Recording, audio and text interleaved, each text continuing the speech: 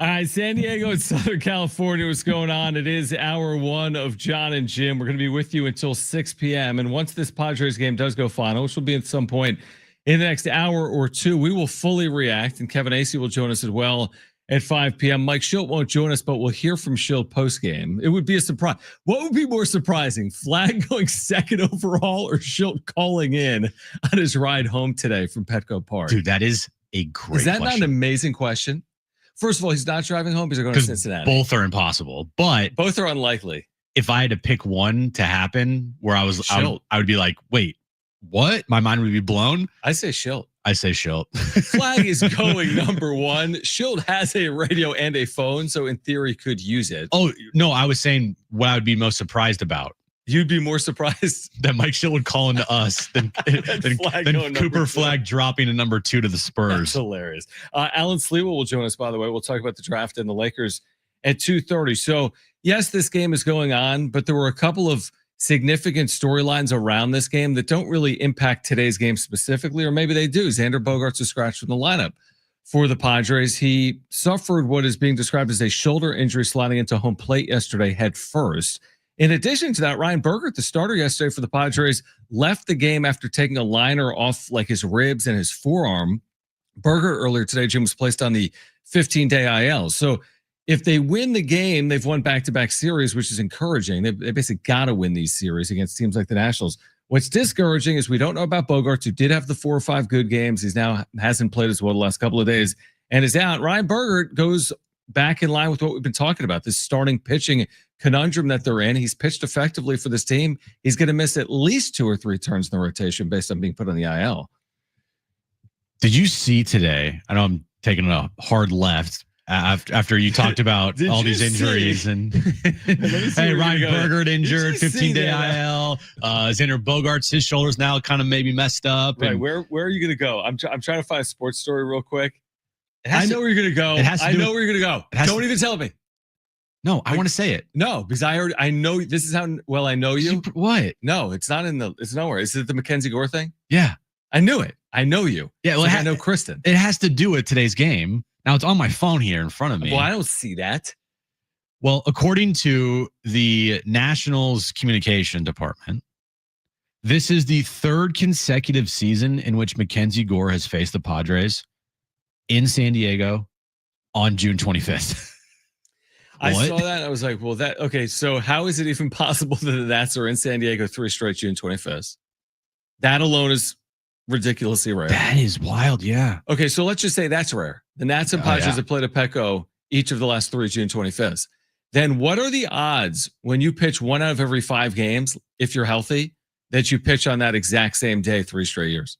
Like, what are the odds of that? The true odds? I'm gonna go with very low odds. Well, what's 5 to the 3rd degree, Jim? John, are you serious right now? I think it's 125 to 1, right? You just asked me a question that I couldn't answer if my life depended on it. What that even means? No, you just spoke a different language. What did you say? 5 to the 3rd degree. Huh? 5 times 5 times 5. Okay. Because if he comes up every 5th time, so the percent chance of that happening is 1 in 125. But the chances of them being in San Diego 3 straight June 25th is like 125%. Such an idiot. I'm lost. Wait, so you wanted to start with Mackenzie Gore pitching in San Diego? I just wanted to throw that out there. I just wanted to throw that little nugget out there. It's a good nugget. I mean, it's a fascinating nugget. I don't know what it truly means. It means nothing. It is fascinating. So, okay, how do you look at this? If they win this game, if is a good way to put it, it's the 4th inning and they lead by a run. But if they win this game against Mackenzie Gore, really good young left-handed pitcher that we saw in the organization, how do you look at things? Bogaerts shoulder scratched, Bogaerts 15-day IL, 4-2 homestand. If that plays out on their way to Cincinnati off tomorrow, how do you look at things with the Padres if they win this game? Did exactly what they needed to do. I agree completely. Like the bare minimum is you had to win these 2 series at home. Mm-hmm. You know, having a 4-2 homestand, acceptable. That exactly 100% acceptable. Not gonna say his team is back to playing great baseball, but they did what they had to do. Mm-hmm. So that would be something that you applaud and you're happy with, and then you move on, and then you go to Cincinnati and play the Reds. By the way, the Reds, don't count out this weekend series as being right. Easy. It's not going to be easy, this road trip through Cincinnati and Philadelphia. Mm-hmm. So, picking up the win today, you did exactly what you needed to do on this homestand, which is, you win 2 series, you go 4-2, especially after the way you've been playing. Win a couple series in a row. Mike Schilt loves winning series. Loves Oh my it. gosh. I mean, that's all he says. You consistently win series, you put yourself in a good position, which is true. The problem is they haven't really consistently won series. They're trying to make it back to back here with a win today. Now, here's the thing. I think the 4-2 would be encouraging if they win this. At what point are the pitching injuries a big problem, especially in this rotation? Again, Bogaerts, were you counting on him to start the year? No, not necessarily, but he's pitched well for this team. Darvish, King, still no real timetable. Is Bogaerts like a domino for you, or can they overcome it because you can just call up Matt Waldron when the next spot comes up in the rotation? I mean, they've been really good. You said it last night, I think. In Bogaerts starts, they're 4-1 this year. Yeah. So they've been really good. Pivetta's been good, obviously, today. Cease has been up and down this year. Kolek and Vasquez have been good. I mean, they can just keep getting away with this, so to speak. Well, I don't know if you can keep getting away with it in the long term, but the short term, probably, you're kind of piecing these things together. It's held together by duct tape right now. Right. And you hope that you get Darvish and you get King back and that they're healthy for the stretch run. Right. So right now it's, hey, can we keep this thing together with duct tape? And Ryan Bogaerts was a part of that. And he's pitched well for this team. And if he's going to miss a start, okay, he misses a start. You bring up Waldron or you bring up somebody else or whatever you do. Yep. And you move on.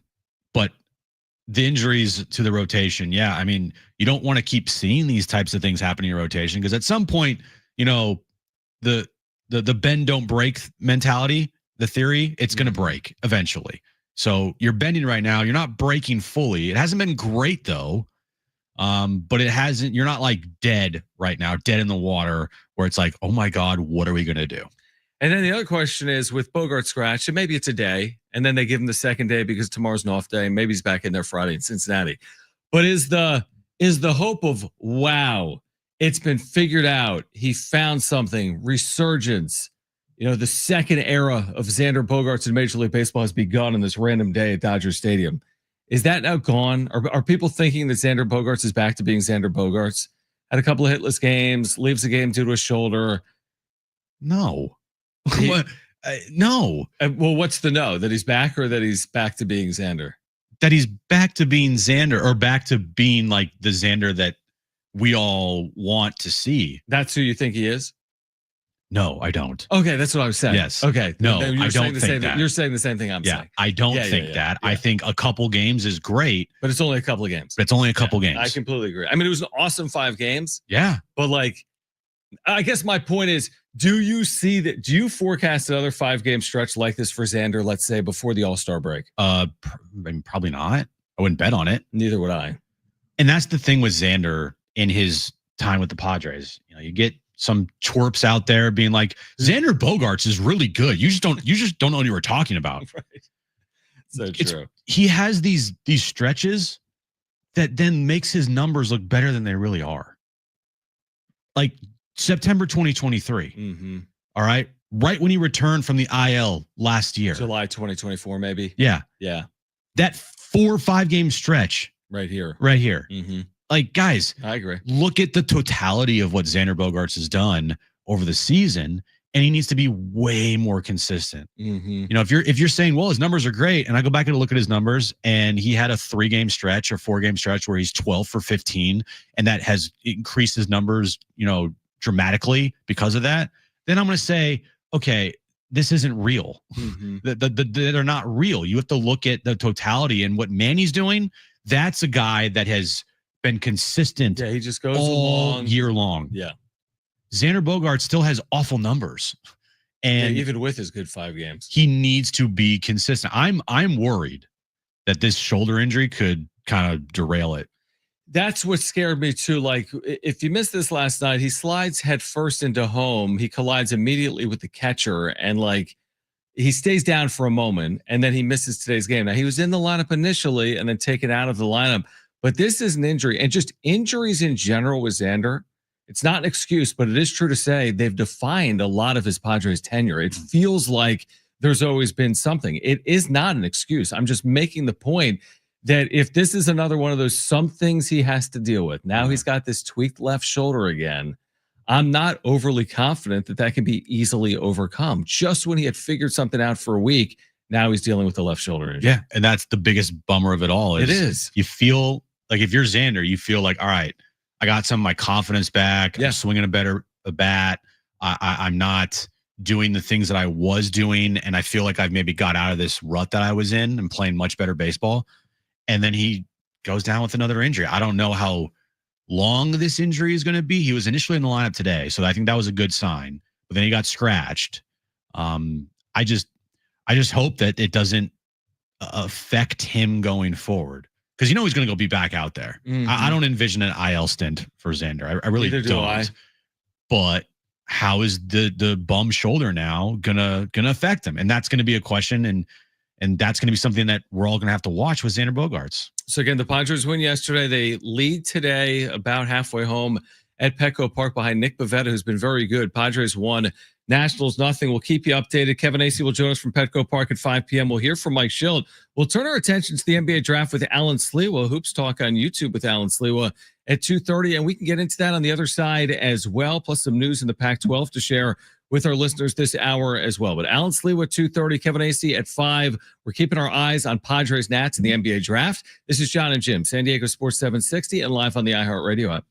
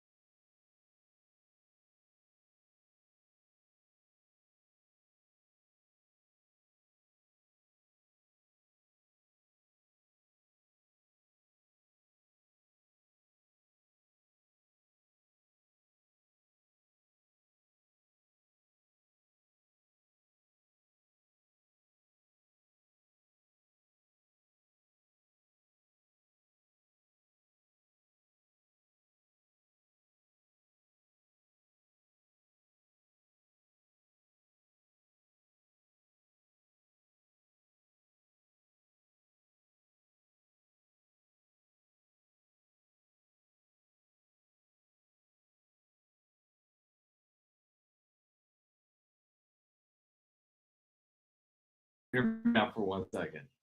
Right? Did I promise that? Oh, you Did I- 100%. Turn your mic on.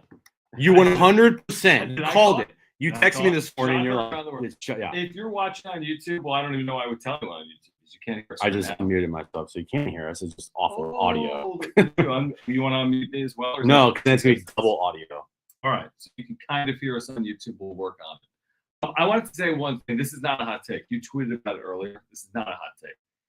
But to the loser fan that brought Ketel Marte to tears yesterday, taunting him about his mother that passed away in a car accident in 2017. Everyone feels the same way about this. He's already been suspended by Major League Baseball for attending games in the future. Mm-hmm. What is wrong with your life to ever contemplate ever doing that type of thing to another human being, to bring a Major League Baseball player to tears, to taunt him about his mom who died in 2017? How pathetic does your life have to be?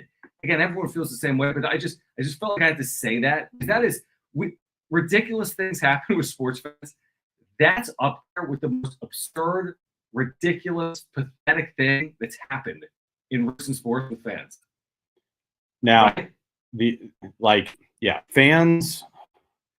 some fans are just the worst of the worst. Yeah, I mean, people taunt, people drink, people have fun. We get it. Things can happen. Mm-hmm.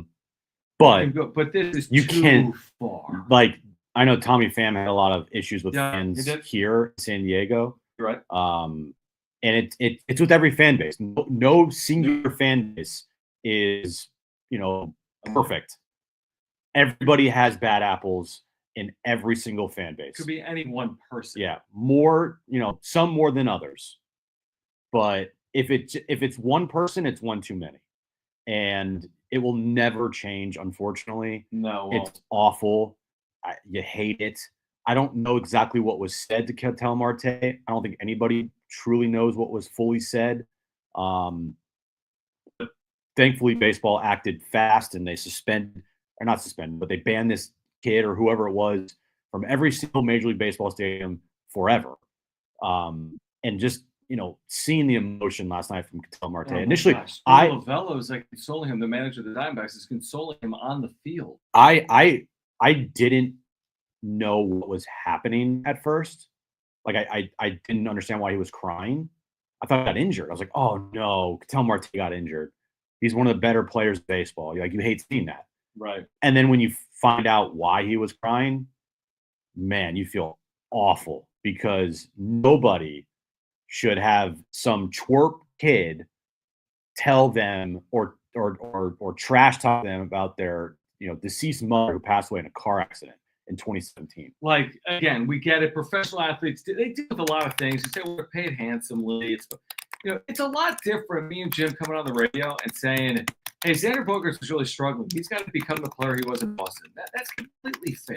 We're doing our job. He's doing his. And if you go on the radio and start making something personal, you can't even do that. I mean, this is beyond personal, obviously. I mean, we wouldn't even go as far as to say, hey, X player isn't playing well because X player is going out at night.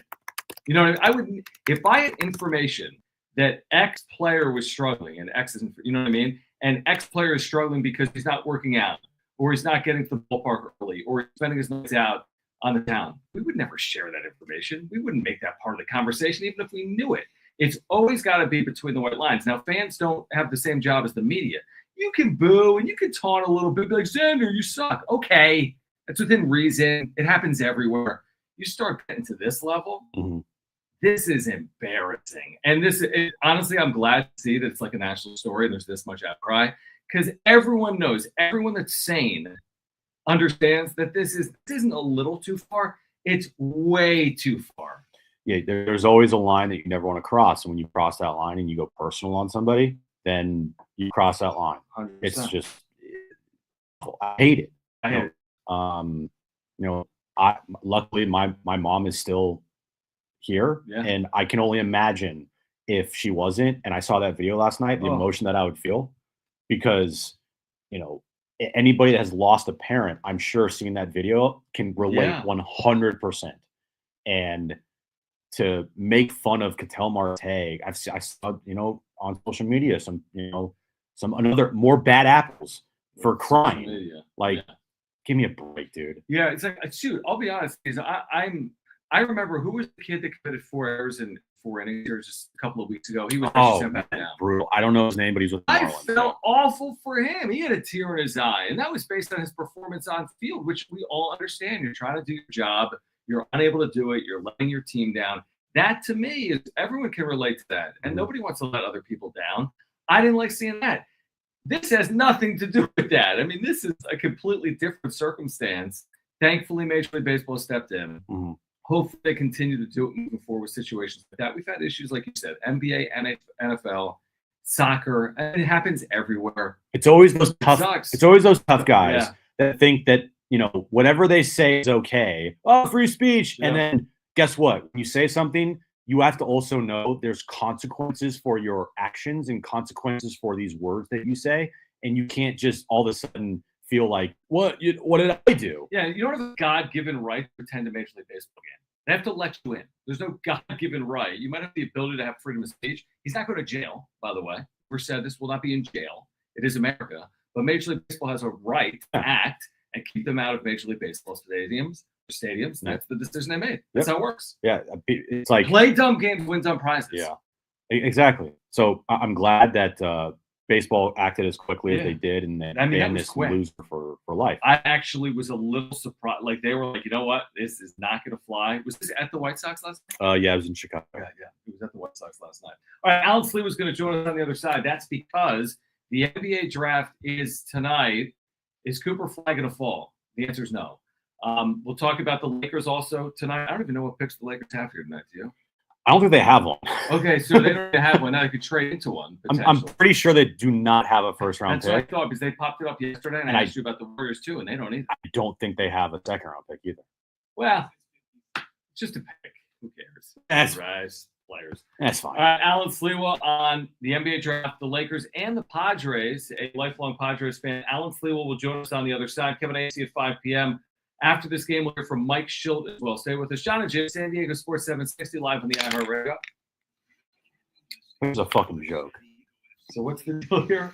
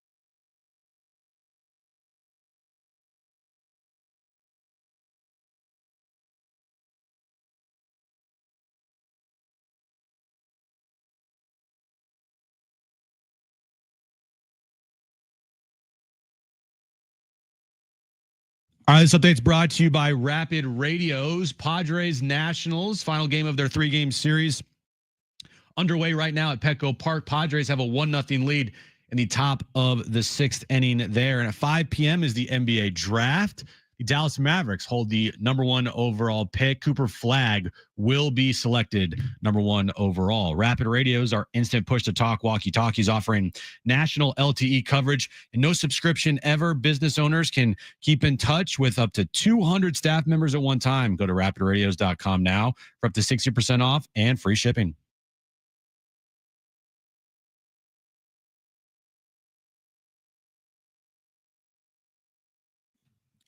All right, we're going to connect with Alan Sliwa. Draft coming up, as Jim just told you, in just a couple of hours. Cooper Flagg will go #1 overall. We'll talk about Cooper and the Lakers and the San Diego Padres as well, trying to win this series against the Washington Nationals down at Petco Park. We've got Alan back with us here, Jon and Jim, San Diego Sports 760. Alan Sliwa, Hoops Talk on YouTube with Alan back with us right now. Great to connect as always. We appreciate it. So obviously Cooper Flagg is going first overall. Do you see Cooper in the line of like a generational type player and the impact he's going to make? And will he do it in his first couple of years? Like, is this a Luka or LeBron type impact he's about to have on the league? Here's what I think the difference is. I think the difference is he's walking into a really, really cool situation for him. He's not coming to a team. When LeBron got drafted with the Cavs, it's like a complete rebuild. It's going to take forever for them potentially to compete. He's walking in. He's got Anthony Davis. He's got Kyrie Irving. He's got Klay Thompson. He's got Jason Kidd. So I think in a perfect world, to have that type of generational talent that gets an opportunity to take his time with his progress, I don't think you could ask for a better situation. He's kind of a little bit of everything too, as far as just his sheer talent goes. So I think he's in a great position, a great situation. Yes, he's going to be you need to kind of win right now, but it's not going to be on his shoulders. I don't think you could ask for a better predicament for a star like that. What's his ceiling in your opinion? It's a good question. I think, first off, if you're going #1 pick and everybody's been talking about you for how long now, obviously you're going to be expected to be doing some big things. I don't really like getting caught up, honestly. I mean, people are like, hey, he's half LeBron, half KD, or Kevin Garnett. It's like I don't really know what to do with that. I mean, so much of these players are basically, before they even walk in. I mean, last year, Anthony Edwards makes a little bit of a playoff run. Everybody's comparing him to Jordan. It's like, I'm not crazy about the comps because who knows what this player is going to be, but I think it's clear his skill set, what he does and what he's probably going to do in the league. The guy's going to be obviously an all-star probably every year for X amount of years. And I think he's going to be a really impactful player that can be a key piece to a championship team and a franchise player. I'm curious to get your thoughts on this because I remember you were doing a stream when the Luka trade broke and you couldn't believe it. I mean, your reaction was incredible. And I want to say the stream was probably viral. I have no idea how many people watched that stream. It's got to be in the tens of thousands. But now that we're as many months removed from it as we are, does the trade feel different to you from the Dallas perspective because they just stumbled into pick #1? Does that change anything to you about the trade? Here's the problem with the trade. The trade never got to whatever Nico Harrison's vision was, never got to come to fruition anyways. So I think, yes, it was an easy target. What are you doing? You're trading a 25, 26-year-old, a generational talent. You're trading him to the Lakers of all teams. I think that part probably is never going to go anywhere. But the bigger problem was Kyrie got injured, AD got injured, Gafford. Like there were all these other guys that were out, and he never got to kind of show what his vision was. I think with all that in mind, you just ended up with Cooper Flagg falling on your lap. I don't know if it changes everything for a Dallas Mavericks fan, but they also got to be sitting there saying, okay, we could kind of slowly but surely turn the page because we got another generational talent. When you look at the dynamics in the Western Conference, the Thunder, they're going to be there. Obviously, they're bringing back their entire team and they have cap space and they could go on a run here. They could. But with the dynamics changing with now Kevin Durant joining the Rockets, how much does that change your opinion on the West? And do you feel like the Rockets with KD now and still keeping Şengün and Thompson and Fred VanVleet and Adams, like, are they the biggest threat to the Thunder in your opinion? Yeah, I love what Houston did. I was saying this when all the rumors were out there. He could have gone to Miami, or is he going to go to pick a number of the teams that were out there that he could have gone to, the Minnesota Timberwolves. To me, I always thought Houston, if you're a Western Conference team, the last team you want him going to is the Rockets, because not only all the players that you just mentioned, I think Ime Udoka is a phenomenal coach. I think that organization looks like they know what they're doing. And what are you really asking KD to do? Just be himself for 2 years. That's all they're really asking from him. So I do think that's a real threat in the Western Conference. And Thunder are going to do their thing. You know, they've got a couple first rounders coming in tonight's draft. They're going to be a team that's obviously always in the mix and the favorites. I really like the way that Rockets team looks. Alan Sliwa with us right now. Jon and Jim, San Diego Sports 760. Round one of the NBA draft will get underway tonight at 5 p.m. Are you expecting a flurry of big trades tonight through the draft? You know, that's kind of it feels like all the momentum and Shams and Brian Windhorst, and there have been people saying for the last month and a half. I remember I was at the exit interview for the Lakers, and Rob Pelinka was like, expect kind of a very active offseason. So everybody's kind of been predicting this. We've already had, Desmond Bane, Jordan Poole, CJ McCollum, Kevin Durant, Kristaps Porzingis. You could go down the list. There's already been some great movement already, but I think I think we should be expecting a lot of things to go down. Teams looking to move up in the draft, teams looking to go back in the draft. I think because of the way the NBA is structured right now too, everybody is still kind of figuring out this first apron, second apron.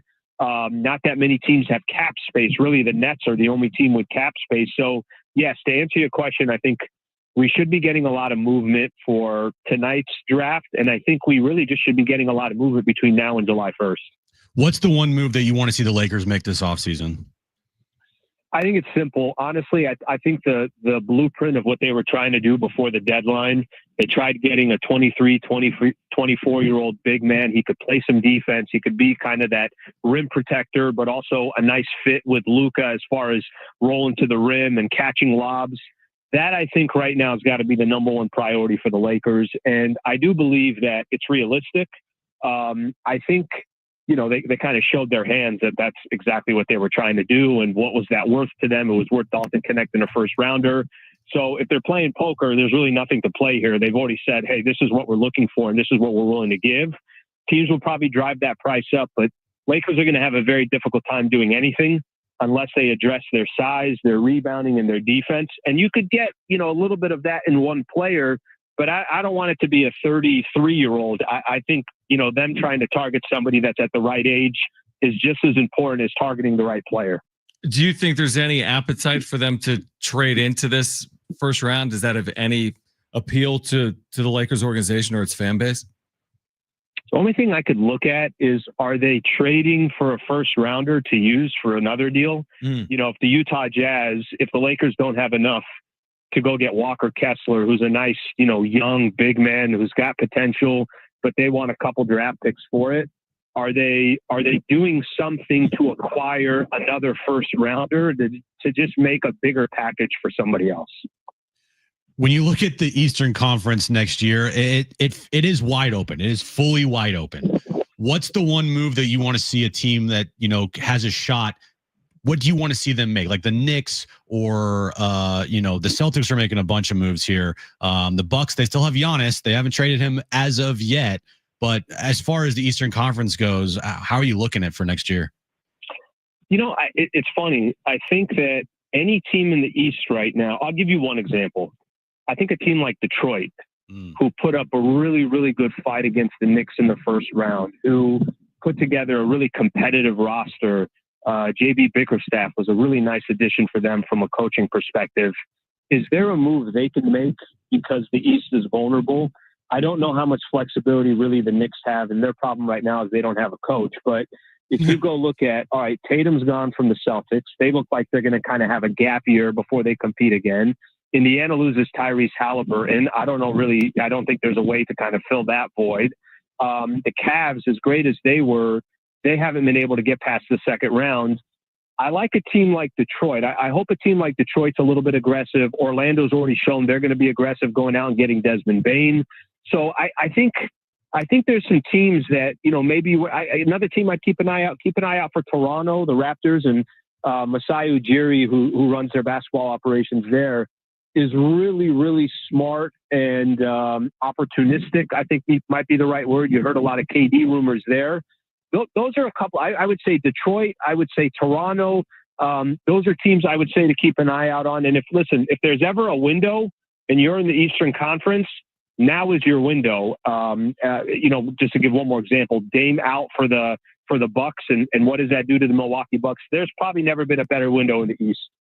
Final one for me, Alan, is just about, is there a definitive second best player? Like, it looks like Dylan Harper from Rutgers could go second.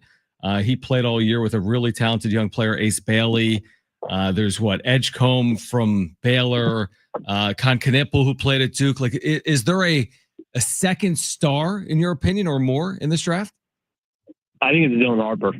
I really do. Okay. And I think it's smart of San Antonio. I think there's a little bit of them. They had the number 2 pick fall right on their lap, and everybody's like, oh, they're going to trade him. That's it. He's gone. And they're going to go make a move for Giannis or whatever the case. Obviously, Giannis doesn't look like he's going to be available. I don't really know what the rush is from San Antonio. Everybody wanted to tie KD to the Spurs. I kept saying to myself, I'm like, the timetables don't match. Like, Wemby and KD don't match. Take your time. You got a tremendous asset in today's NBA. These draft picks and the money that applies towards them are very, very important to building a contender.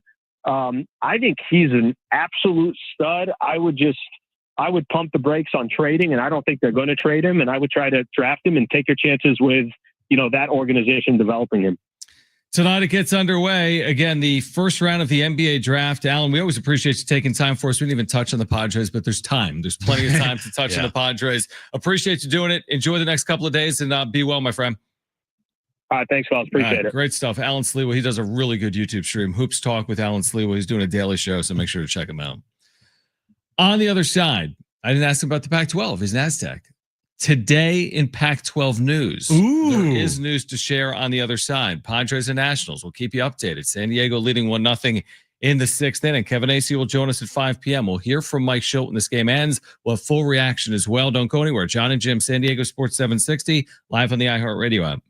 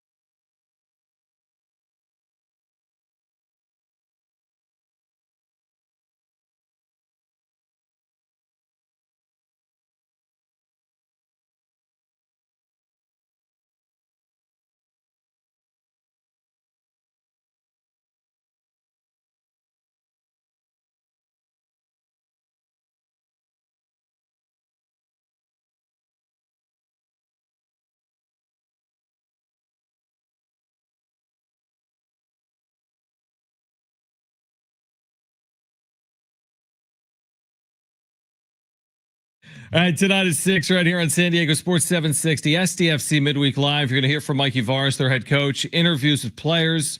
Find out the latest big one tonight. SDFC Vancouver on the road, Midweek Live every Wednesday at 6. You can hear the match tonight coming up at 7:30 as well. All right, so Padres Nationals are through 6 innings. We are in the 7th inning in a pitcher's duel. A complete duel. I mean, look at these lines. 9 strikeouts for Pivetta, 6 for Gore. Padres leading 1-0 thanks to a Luis Arraez RBI single. That's it. Elias Diaz, I believe it's Elias Diaz today. He got thrown out at home plate. He was out by a country mile. Yeah, he was thrown out by 1,000,000 feet with Machado on deck. Probably not the world's greatest decision. Yeah. However, we'll see if they can hold the 1-0 lead. You actually joked in the second inning. You're like, you think the final's going to be 1-0? I'm like, no chance in hell. Well, final could be. It's the 7th inning now. We haven't even talked about their brand new look lineup today. Good point. And that was before the Bogaerts scratch. So they bump Machado to the 2-hole. They bump Arraez to the leadoff spot. They move down Tatis to 4, and Merrill's hitting 3rd, right? Correct. Gavin Sheets is hitting 5th. Iglesias today hitting 6th. That was supposed to be changed it. Yeah, they changed it up there. And then Johnson and Wade and Diaz, whatever. But it's the top of the lineup. What do you think of it? I mean, again, they haven't hit. I understand changing it around. Arraez has been a long-time leadoff hitter in the major leagues. Mm-hmm. Tatis is a power hitter. Putting him in a cleanup spot makes sense. Yeah. So what do you make of it just in general? Well, one, Luis Arraez has been hot. 12 consecutive games he's hit in. His last 15 games, Johnny's hitting 328. Yeah, he's been very good. He's been very, very good with a 338 on base percentage. So he's getting hot. Mm-hmm. So put him in the leadoff spot back in his normal position.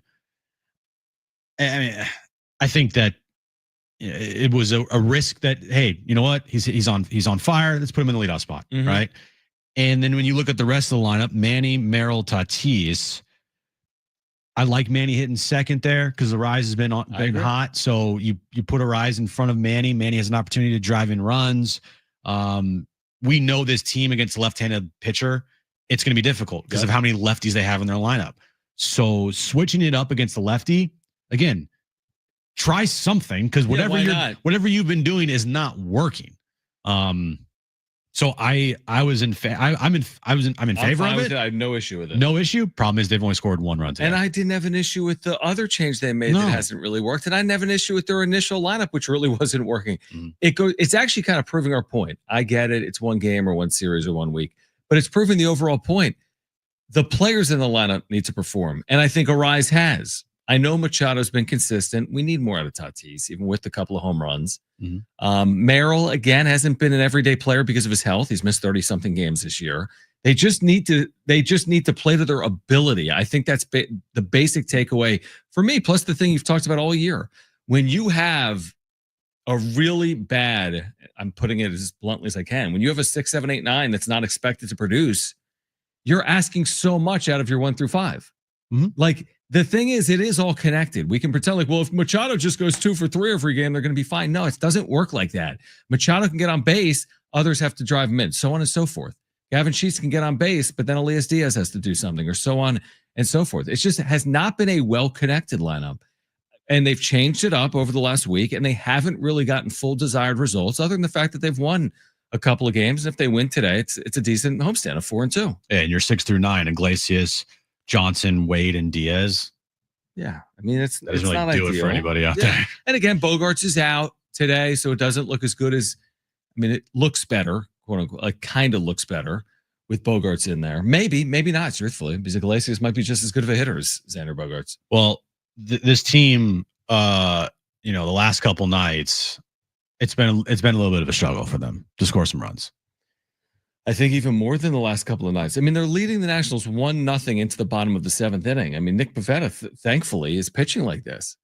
So yesterday, Padres held scoreless through the first 3 innings. Thankfully, they put runs on the board in the 4th, 5th, and the 6th. Mm-hmm. 4 runs. I mean, it's fine. The bullpen was the main story last night. The bullpen was great. And then on Monday, you have 1 run through 5 innings. And yet. The 3 runs in the 9th inning, garbage time runs there. But, you put up 3 runs on whoever their pitcher was that night. Parker? I don't even know his first name. Some rando guy with a 4.59 ERA. Yeah, and think about Sunday against Kansas City. They're down 2-0 in like the 7th or 8th inning. Yeah, without Jose Iglesias, you don't win that game. That wasn't even anyone in their lineup. Yeah. He was a pinch hitter off their bench. So I guess the way to look at it is the jury is out. Truthfully, if they weren't winning, we'd be hammering this lineup right now. You know what I mean? Yeah. If they had lost 4 of 5 on this homestand or 3 of 5 on this homestand, we'd be very critical of this lineup, but they are winning. Let's see what they do in Cincinnati and Philadelphia. I mean, the thing is, you go to, maybe they'll be better on the road. I mean, the weather is warmer. They're playing in bandbox ballparks like Cincinnati. Philadelphia as well, I think, is a hitter's ballpark. So we'll see if the lineup comes to life on the road this upcoming week. But again, you can't complain overall if they win these series. I think we'll leave this homestand saying they went 4-2. That's the job they needed to accomplish. If they win today, that's what they needed to accomplish. That's what they did accomplish if they win today. Yeah, look, they're not particularly playing good baseball right now. But if they just keep stacking up series wins, then eventually something's going to hopefully click with this offense. And then they're going to actually look better in these wins. You know, like some of these wins they've had recently, kind of, back and forth, and they don't look particularly great. Yesterday's a perfect example, Jim. They load the bases on 3 straight walks to start an inning, and the only run that scores is because the first baseman fielded a ground ball and didn't throw home. Right. I mean, that's crazy. Now, again, you're not really complaining because we make the same point. It's zero sum. You're 80 games into the year. 1-0 wins, great. 12-0 wins, great. Yeah, but they're wins. So I mean, a 1-0 win, we're not gonna sit here and be like it's not good enough to beat people 2-1 or 1-0 because they just need wins. They were 1 for 7 last night with runners in scoring position. Yep. Got 1 hit today. You got 1 hit today. So I don't even know how many opportunities they've had. I don't think they've had any others. More than 1 opportunity today, to be honest with you. Yeah, they're 1 for 4. So they've had a few. They've had a few.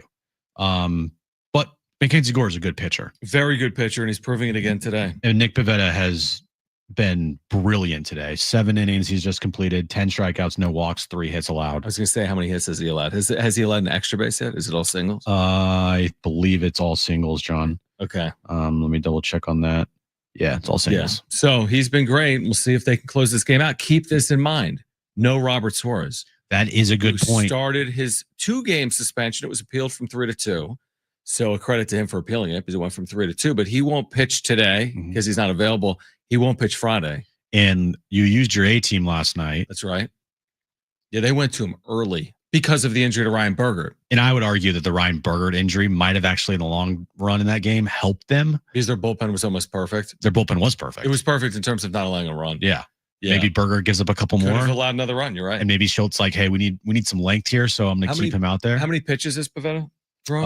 Pivetta is at only 90 pitches through 7. I see they have Estrada up. I wouldn't be opposed to him starting the 8th inning. I would have him start the 8th. I think you have to start the 8th. Yeah, I think so what too. We're saying because you could use Estrada potentially in the 9th, and I wouldn't want to use Estrada for multiple innings. So I think you at least start the inning with. I mean, Pivetta has been incredible. Now we'll see if he can protect this 1-run lead or not.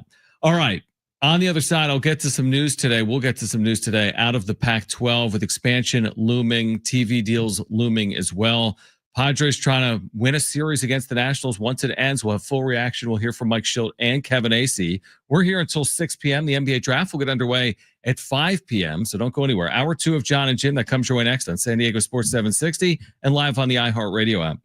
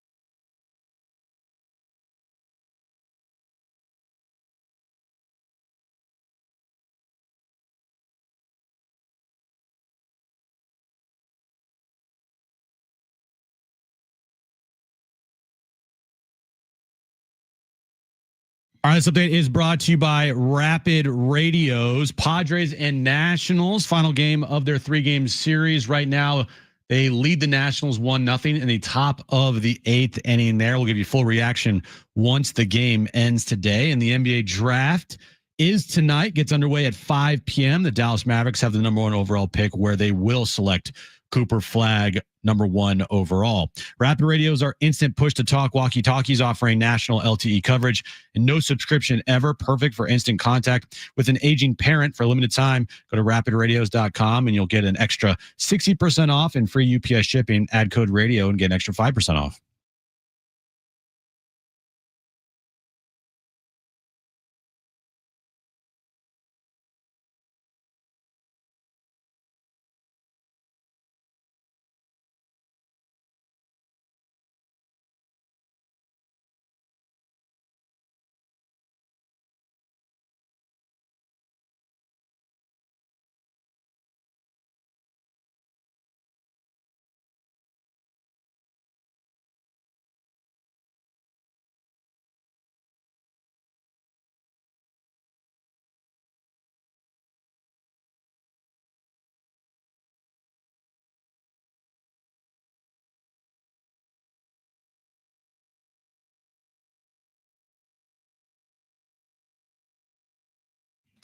All right, San Diego and Southern California, what's going on? This is hour 2 of Jon and Jim. We are here until 6. Kevin Acee joins us at 5. We'll hear from Mike Schilt once this Padres-Nats game goes final.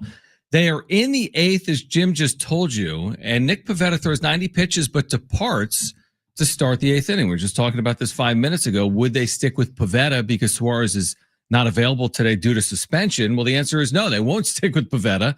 They go to Jeremiah Estrada in the 8th inning of a 1-run game. Now, the Padres have been good in 1-run games this year. Suarez is a big reason for that. Can they get the final 5 outs of this game? Because the difference between a good homestand and a bad homestand is on the line with these final 5 outs. Mike Schilt will look good if they win this game. Absolutely. He'll look awful if they lose it. Simple as that. That's all we'll talk about for 2 hours if they lose this game, this decision. Pulling a guy after 90 pitches, knowing your bullpen has been taxed this year. Mm-hmm. He's cruising. Now it's the Nationals. Yep. But still, anything can happen, you know? And the bullpen was used yesterday. No Robert Suarez. Maybe they get through the 8th and 9th here. No worries at all. And easy 1-2-3, easy 1-2-3. Game over. They win 1-0. That's great. But I'm a little, I'm thinking about it. Like, why did he pull after 90 pitches? Yeah, it was an interesting decision. I agree. As Jeremiah Estrada, though, has gotten the first 2 outs in the 8th inning. So we will keep you updated. And when the game goes final, we will hear from Mike Schilt. There was a report today, and we've touched on this over the course of the week. This is almost officially official. It feels like Pete Thamel at ESPN wrote this. Sources, Texas state officials have informed the Sun Belt they're expecting an offer from the Pac-12. The talks between Texas State and the Pac-12 have intensified in the last 24 hours. Of course, San Diego State also headed to the Pac-12. They need an 8th full-time member to be an official FBS league. That could be Texas State. Here's the other report from within the last 24 hours, and it comes from John Canzano, who's been on the show a few times. He says that Turner, which is also Warner Brothers Discovery, but Turner and the Pac-12's media consultant Octagon have been in discussions about potentially Pac-12 basketball. So remember, Turner's losing the NBA. Mm-hmm. I want to say, and don't quote me on this, but I think they might have a deal with the Big East. There are some Big East games in the future, so you might see maybe some like Big East Pac-12 basketball potentially on Turner moving forward. But Texas State feels like we're getting closer to that being official, Jim. That TV deal, we learned about CBS earlier in the week. Maybe Turner is coming as well. You've reacted to this before. I mean, you're not overly excited about the Texas State move, but again, the Pac-12 needs that final member. Yeah, it doesn't move me. Right. You're not brought to tears over it. I'm like, wow, what a great addition to this conference. Mm-hmm. But it does, fill the conference with schools that they need, and it adds a place for recruiting that you want to have, which is that area in Texas. 100%. So from that standpoint, yeah, it makes sense. But from like the prestige and the the flashiness. Right, not Memphis. No, not Memphis isn't flashy either, but Memphis at least, it's not a school that people are like, who? Yeah, I mean, Memphis has had a good amount of success in football and men's basketball. Obviously, Texas State is more of a newcomer in the FBS Division I space. What's your reaction to the idea of maybe the Pac-12 having games on Turner? Now, I don't think you're going to have Charles Barkley, and maybe you do. They've got that, whatever that is, syndicated deal with ESPN, but they're still working for Turner. Charles Barkley's still going to work out of that Atlanta studio. I can't wait till Charles Barkley starts talking about San Diego State and their quarterback issues. No, I was thinking more basketball. Oh, I'm thinking more basketball than football, but just in general, like with TNT out the door for the NBA after all those years. I don't even know how long it was. What, 20, 30, 35 years, something like that? Long time. Long time. Do you have an appetite for Turner airing college basketball? I mean, sure. Right. Would you prefer ESPN? Put it on cable? Turner's on cable. Yeah, definitely. Yeah. Yep. Okay. Fine. Again, not moving your needle. It's not moving my needle, John. Would you prefer ESPN? That'd be nice. What moves your needle? Needle move talk? Yeah. My needle? Yeah.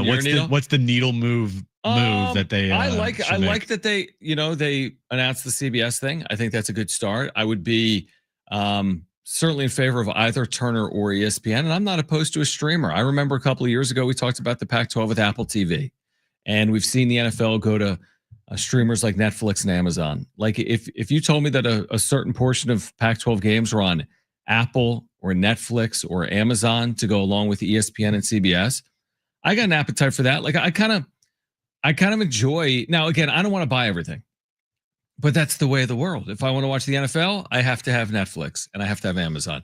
If I want to watch the NBA, I need Peacock, right? Moving forward. So I kind of understand it. I'm not opposed to a portion of the games being streaming, I guess is my point. I got that email yesterday. What was the email? It was from YouTube TV. What did it say? And it said, was it about Sunday Ticket? Be prepared for price increase? No, not price increase, but it was a reminder that for the NFL season, be ready to pay X amount starting on August 5th or something. So you sign up for both Sunday Ticket and Red Zone, or one or the other? What do I have? Did you have Sunday Ticket last year? I did. Okay, so you have Sunday Ticket. You probably have Red Zone then. This is what I got 3 days ago. Hi, Jim. We're reaching out to remind you about the upcoming renewal of your NFL Sunday Ticket plus NFL Red Zone membership for the 2025 season. What's that run you? Dude, your membership renews on August 6th. Okay. Starting on your renewal date, you'll be charged in 4 monthly payments. Of how much? $130. So that's $520. Yeah. 130 times 4 is $520. You could take that $520. You could be getting Charizards or whatever. What'd you call it? Charizards? Charizards? There you go. What is the right word? Charizard? Charizard. It's not Charizard. It's Charizard. You could be getting Pokemons. Well, Charizards are Pokemon. You could be getting cards, dude. I know. Sure, you might have to, you're watching the Niners on Gamecast. The little football's moving down the green field, and then it goes the other way. Dude, I can't do that. I know you can. I know. But is there a scenario where you don't spend the $520? And look at it this way. Let's say 7 of the Niners games are nationally televised, Sunday night or Thursday night or Monday night. Which I think 5 are. Okay, so now there's 12 other games. Yeah. And let's say 2 or 3 others are just broadcast locally on our networks, right? Because it's CBS, we're in California, and there are the Niners playing the New England Patriots. I'm making it up. So now, you covered 5 with national, you covered 3 or 4 just because they're on TV locally. So now that's 8 or 9 of the games. Wouldn't you just prefer to go watch the other 8 or 9 games out?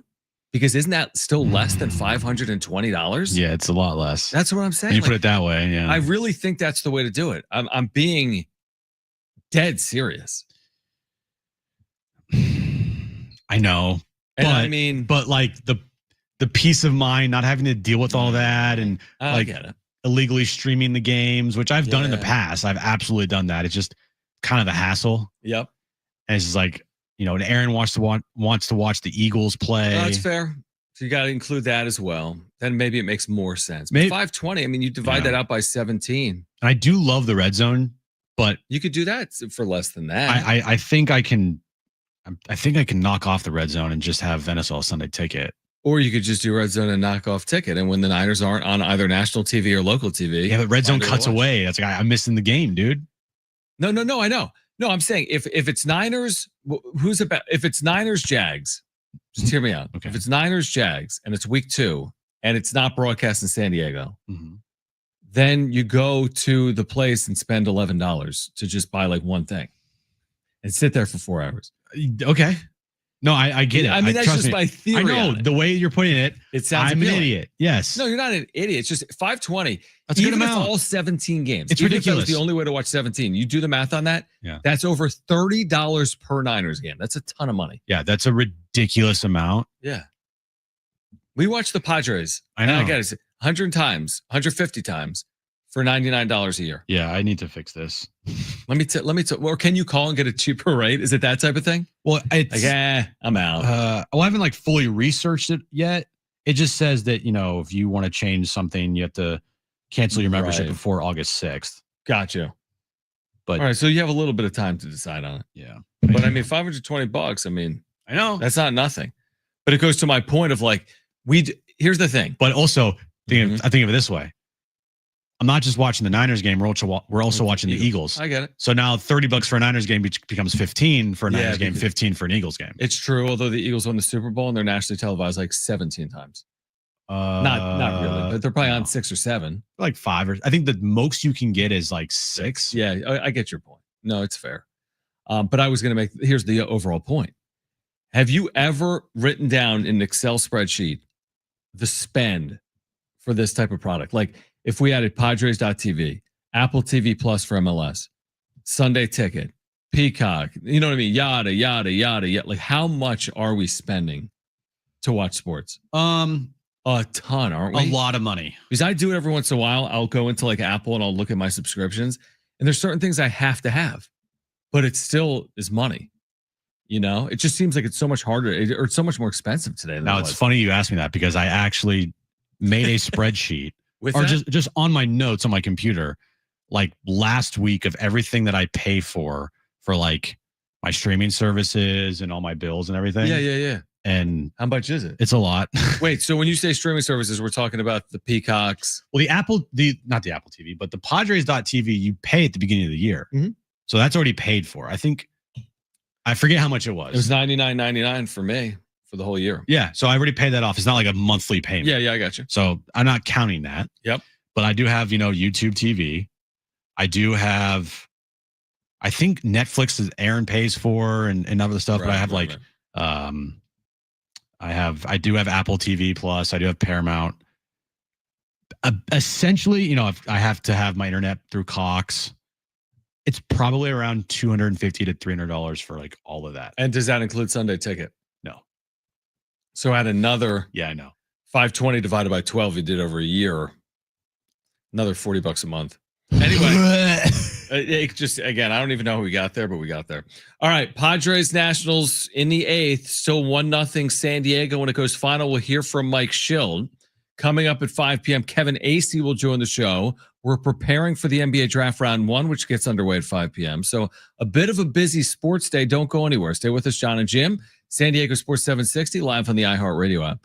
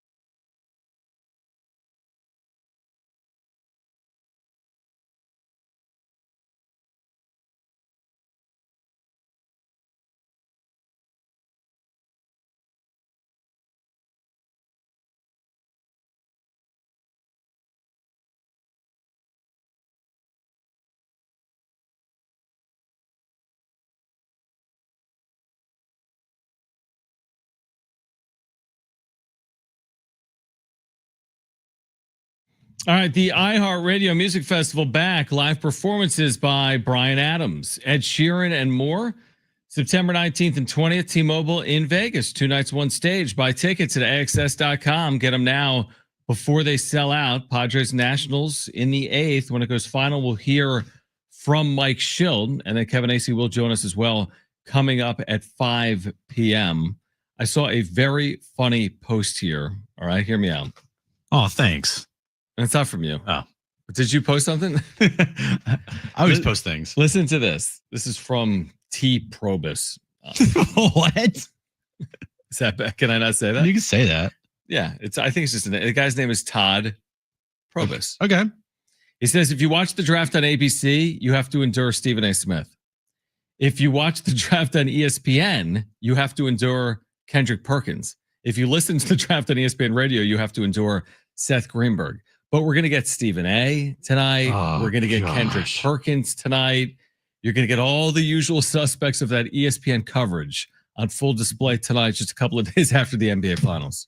We never talked about it after the crew. Well, we did talk about the crew like during the playoffs, but oh my gosh, that was awful to listen to. Well, guess what? It's done. Good. You'll never see that crew work at NBA Finals. It's the worst crew I've ever seen in my life for a big time game like that. Do you think? My guess is both are. I think it'll be Breen with a new crew. The only person on that entire production or people, there's only 2 people that should return. That's Lisa Salters as your sideline and Mike Breen as your play-by-play. Everybody else needs to be replaced. Listen, I think awful. Doris Burke is a very smart basketball mind. I do think she has a role in a broadcast, whether it be pre or half or post or in some scenario, but it did not work. Richard Jefferson. Dude.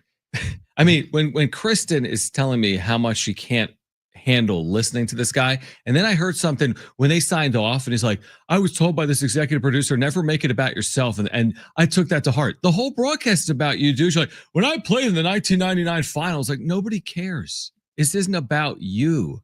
I thought he was awful. I thought everybody in that crew was awful. Mike Breen kind of was. I mean, he was brought down to that level. He didn't enjoy it. I thought the pre-post. Well, that's even worse. Or the pre-half and post was an embarrassment. Stephen A. Smith is, I mean, he is such a loud mouth. All he does is yell. Yeah. And if you watch the halftime show, which I had the game on, and they just cut him off, and he was just yelling. Do you remember that? Yes. Yep. He was yelling, and they just cut him off. And I look at Chris and said, "What is this?" I'm like, I don't know. I don't know what they're trying to do. No. I've said that a lot. I'm like, I don't get it. I'm not sure. It must not be for me. It doesn't fit. It doesn't work. It didn't work. I'm sure the execs at ESPN were like, this is bad. Yeah. And you know how I know that they're going to make changes too? Not because everybody's saying it's awful, is because they already made changes during the NBA Finals with all the backlash that they took for the awful production that they put together. Right. I mean, game 1, the production of game 1. That was bad. And then we get to game 7 and you have the national anthem. You have the starting lineups. Like, it made it feel bigger than just a regular game on a Tuesday night. They got work to do. They have a lot of work to do. And by the way, I think the point that we've made for months on end is don't kill the golden goose with your Inside the NBA purchase or whatever it is, acquisition or merger or however you're going to use that content. Like, don't get cute. Like, what they were doing for a long time was working. Don't go put an ESPN spin on it. I'm sorry. What they were doing was successful. Let it be. And that's what you're scared of. It's very scary. That they're going to just F this whole thing up. They're spending so much money. Like Stephen A. Smith, dude, they can't spend more money. Yeah, so they have to force them down your television. Yeah, I don't understand the infatuation with Stephen A. Smith, like, at all. I think he is just so hard to listen to. Mm-hmm. So hard. It's an awful listen. And he talks about so much that hold on. The issue is, hold on a second. We're on the air. Yeah, light doesn't work. So we're gonna get it fixed. Yeah. Yeah. Okay. Anyway, I don't even know what I was saying. Stephen A. Smith sucks. That's what. And so does our light. That everything is breaking. So here's what's happened, because this happened during our conversation with Alan Sliwa. We were surprised to see someone from our iHeart sales team come in the studio during our interview, and me and Jim looked at each other like, huh? That's truly a first. But then we put 2 and 2 together. The reason they did that, and that makes perfect sense, is when we're off, like if there's a commercial, there's a red light that goes off outside the studio, so people can come in and be like, "Oh, by the way," because you're air light, on air, off air. So people come in when the on air light is off, but people have been coming in all afternoon because the on air light isn't working. So they're just assuming we're talking to each other, which we are doing. I mean, we're talking to each other, but we're talking to listeners as well. There's always something here at this station. Today, I knew things would be happening. Yep. And things are absolutely. You called it. I called this, man. Dude. I called this. But yeah, the thing is, who's more annoying to you, seriously, from a content perspective, Stephen A. or McAfee? They're 2 highest paid commentators, non-play-by-play. Who are you bothered by more? Stephen A. Yeah, I would agree with that.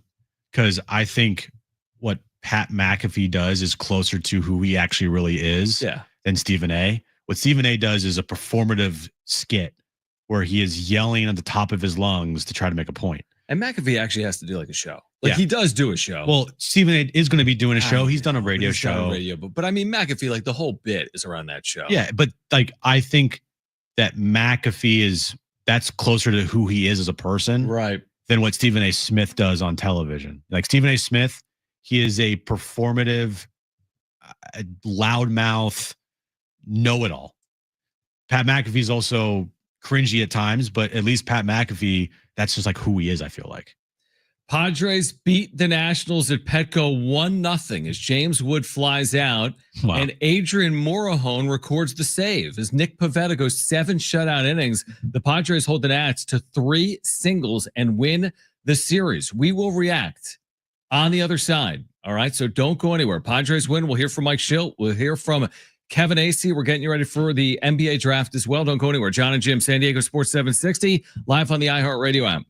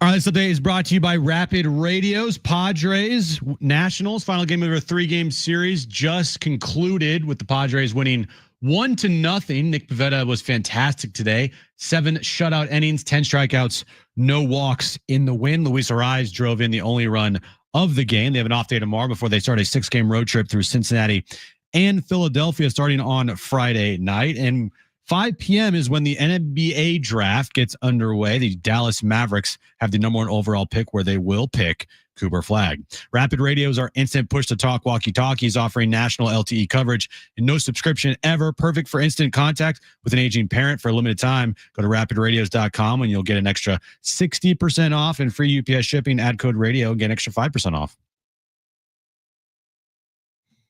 All right, Padres win, as Jim just told you. We'll hear from Mike Schilt in 15 minutes, and Kevin Acee will join us at 5. We have full reaction for you this afternoon. I won't be the guy that says go win a series and then complain about them winning a series because we asked them to win the series and they won the series.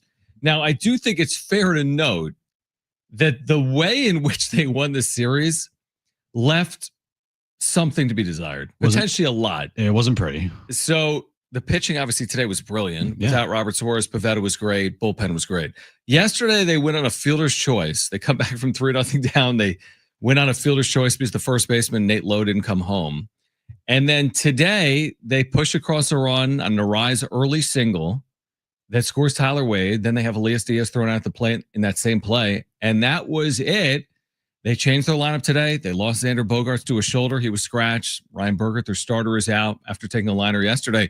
They win the series. So I'm not going to complain about it, but I recognize that the way they're playing, we talk about sustainability a lot. I don't know if this is sustainable or not. Today, the 2 big things that came out of the game was Nick Pivetta was incredible. 7 shutout, gave up only 3 singles, no walks, 10 strikeouts, like fantastic. I was a little worried that Schilt pulled him after 90 pitches, especially with the tax bullpen, but they do have a day off tomorrow. So maybe that's his rationale. And then Luis Arraez, he was the hero today. I mean, he drove in the only run, and that was it. But yes, the offense as it's going right now still there's a lot to be left. Like there's a lot to be left there, a lot to be desired. A lot to be desired. I mean, they've changed it 3 times a week. They had the lineup that they had all year. 3 different lineups. And they decided it wasn't working. Then they moved Merrill, and then a couple of days later, they moved everyone. Arraez leadoff. Today, that was Arraez leadoff, and he was a difference maker. Machado batted second. Machado's actually under 300 right now. He was hitless in this game. Tatis batted cleanup in this game. Jackson Merrill hit third. So, and we've made this point that it's not about changing the lineup. It's about the performance of the lineup and the players in it, because the players aren't changing. They're not changing a lineup by adding players. They're just changing the lineup and moving the players around. Sometimes that can obviously be a solution, either short-term or medium-term or long-term, and they can upgrade this team potentially between now and the deadline. But, for them to go 4-2 this homestand and for them to win 4 of their last 5 games with an offense that really hasn't been overly impressive, I guess is a credit to their pitching staff that they're winning these games. Yeah, it like you said, it's hard to really complain about a 4-2 homestand and doing what you had to get done, which was win a series against the Royals, win a series against the Nationals. We're not asking for them to go sweep these teams. We didn't say, hey, they need to have a 6-0 homestand here. Right. But what they needed to do was they needed to get back to winning baseball. They needed to get back to winning series, and you accomplished that the last 2 series here. So that check, that's very good. But yes, the parts that when you dive deep into the games and you look at, how do they pick up these wins? It wasn't pretty. It wasn't like, hey, the offense is clicking and, everyone in the lineup that's, expected to produce is producing and whatnot. It's still, they're struggling. They're struggling offensively as a team. But the good thing is picking up wins while you're struggling so you can then figure it out. And once you figure it out, you don't have to look back and be like, man, took us that long to figure this out, and we lost a lot of ground because we were losing games. But no, they're winning games despite their offense being kind of just meh. Well, here's my $200 million question. They can do it against. They proved this week they can do it against average teams or below average. Royals even are an under 500 team right now. Nationals are a well under 500 team, one of the worst teams in baseball in the month of June. But you've mentioned the fact that the Padres are 10 games under 500 against teams that are 500 or better. 18 and 28. And they're playing two teams that are 500 or better, and both of those teams are good. Cincinnati's playing well, and Philadelphia's just playing good. Cincinnati is 24 and 22 against teams above 500, and the Phillies are 23 and 21. So both of those teams above 500 against good teams, and the Padres are 10 games under against good teams. So what happens when they take to the road? I guess the question is this.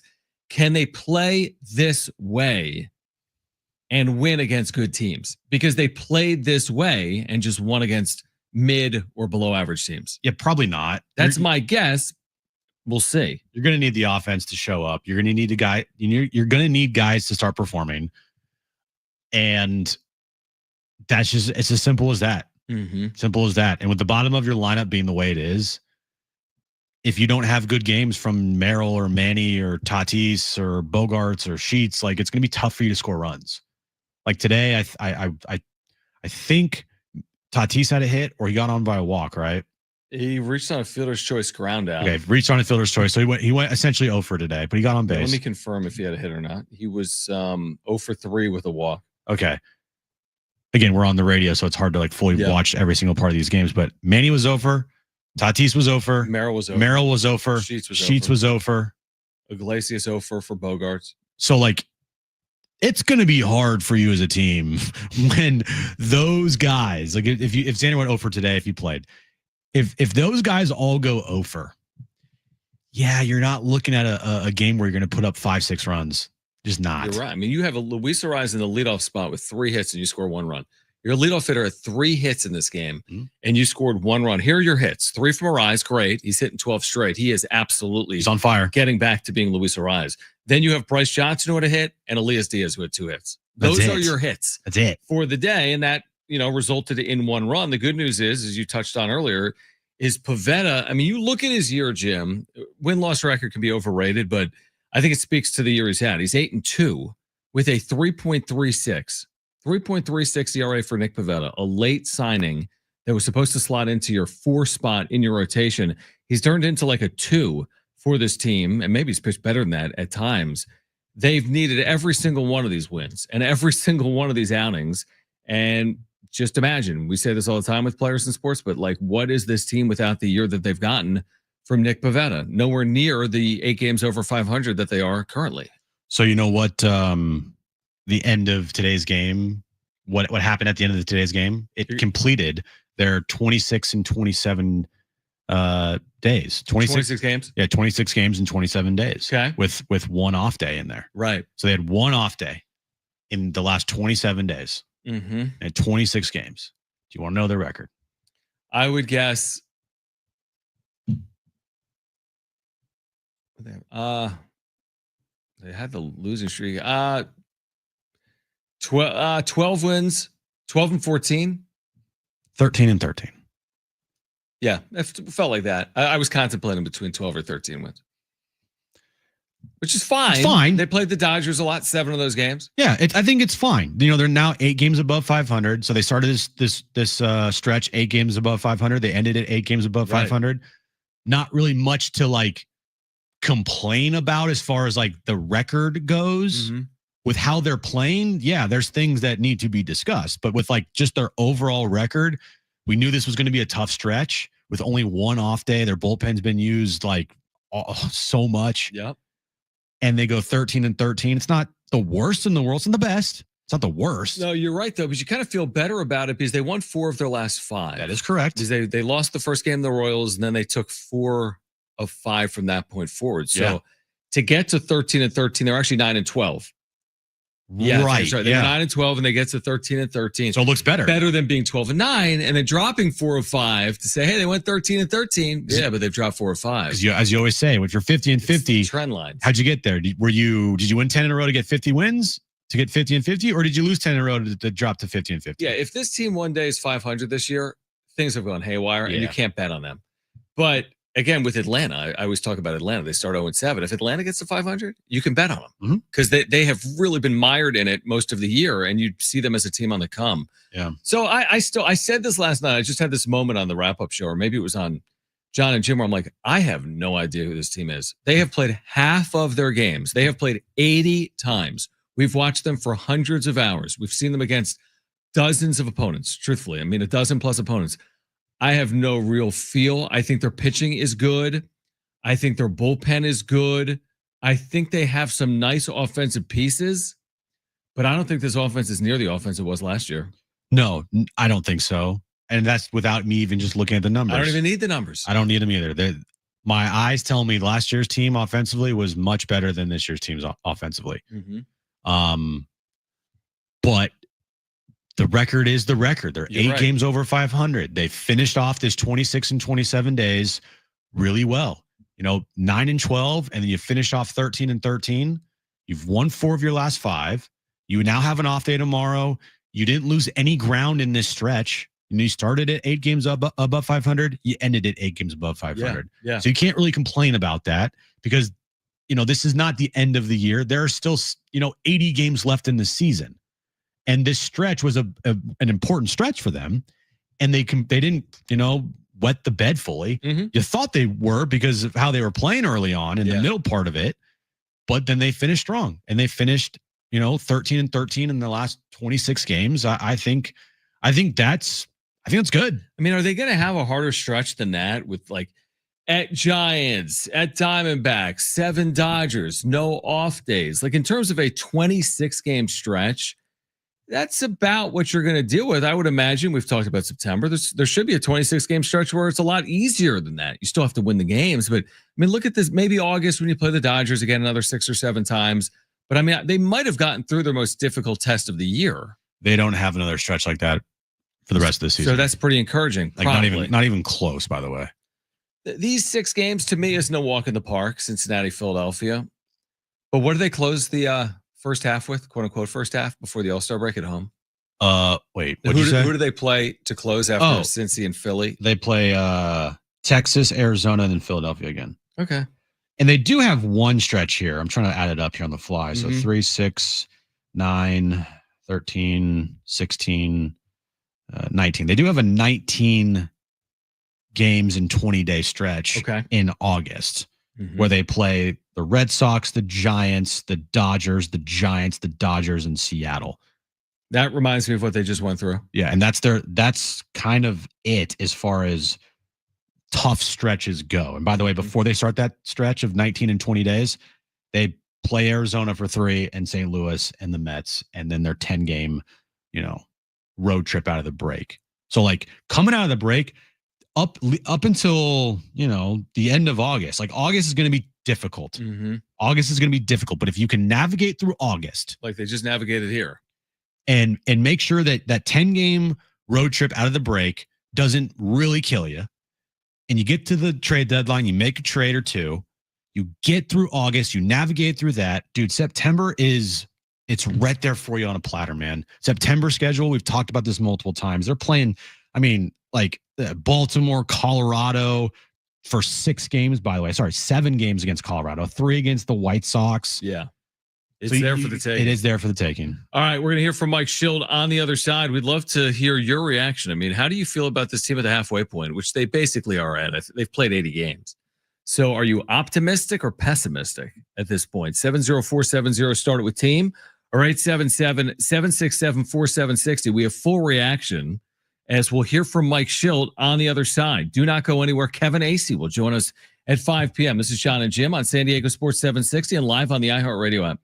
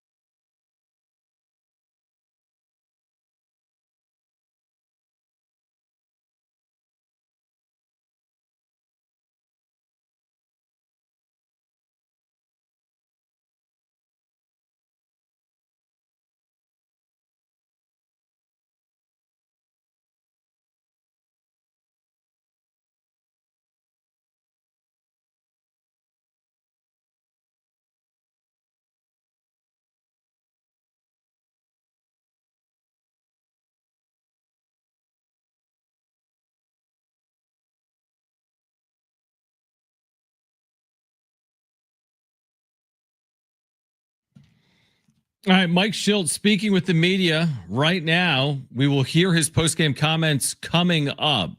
Padres win. They take down the Nationals 1-0 down at Petco Park. We'd love to hear from you. 70470. You can start your message with the word team. You can call us 877-767-4760. 619 Jim chimes in and says, it's really frustrating seeing this offense. Feels like the moment one guy starts hitting, the others fall off. We haven't seen a complete offense since the first week of the year. It's frustrating to watch, but you know what would be even more frustrating is if they were losing a bunch of games. If they lost this game 1-0, if they lost yesterday 4-3, if they lost that Royals game 3-2, I don't even know what we'd be saying. I mean, we would be so frustrated. Because they're 8 games above 500 right now.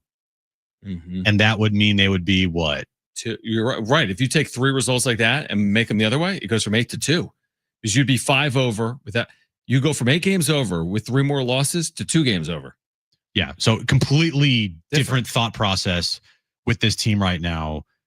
Being 8 games over 500, winning 4 of 5, than if they were only 2 games over 500 and, lost 4 or 5. They're good in 1-run games. I mentioned it last night because I went to the nose. With today, they're 17-12 in 1-run games. It's a really nice winning percentage, whatever it is. I mean, it's a good winning percentage in 1-run games. Suarez has been good. He didn't pitch today. He's serving his suspension. It's only 2 games, so they've already gotten past one of them. So there's some good in there. I mean, they win close games. They overcome small deficits, where they did this past homestand against the Royals and the Nationals. I don't know what's going to happen on the road through Cincinnati and Philadelphia. I'd like to think what we just talked about, that this 26-game stretch they just played is one of the more challenging ones of the year, and they navigated it. It is true. They didn't have Jackson Merrill. They're dealing with starting pitching injuries to Michael King and Yu Darvish. They just somehow manage. Like, they're good enough to be good enough, I think, is what I've learned a little bit about the Padres. Wheels don't fall off with this team under Mike Schilt. That hasn't happened over the last year and a half. So hopefully they just navigate this thing through. In the second half of the year, we look up, Jim, and I don't know, 88, 89, 90 wins later, they're a postseason team. I mean, that's just what I'm thinking right now. Like, seems like they've been good enough. It seems like they're capable of being good enough and maybe better in the second half at the trade deadline, and they'll just figure it out. That's kind of what's happening right now, right in front of our eyes. And they're figuring it out while also picking up some wins that you desperately need. Like, you could not have lost. Don't lose the game today. Right, we said it. If you win 1-0, you take it. I'm just trying to look at what their record was last year at this exact time, because I'm pretty sure it was not as good as it is right now. You're 100% right. It wasn't, because they were 50-50, 100 games in, and we're 80 games in. They're 8 over. Right. So no, you're right. I'll find it.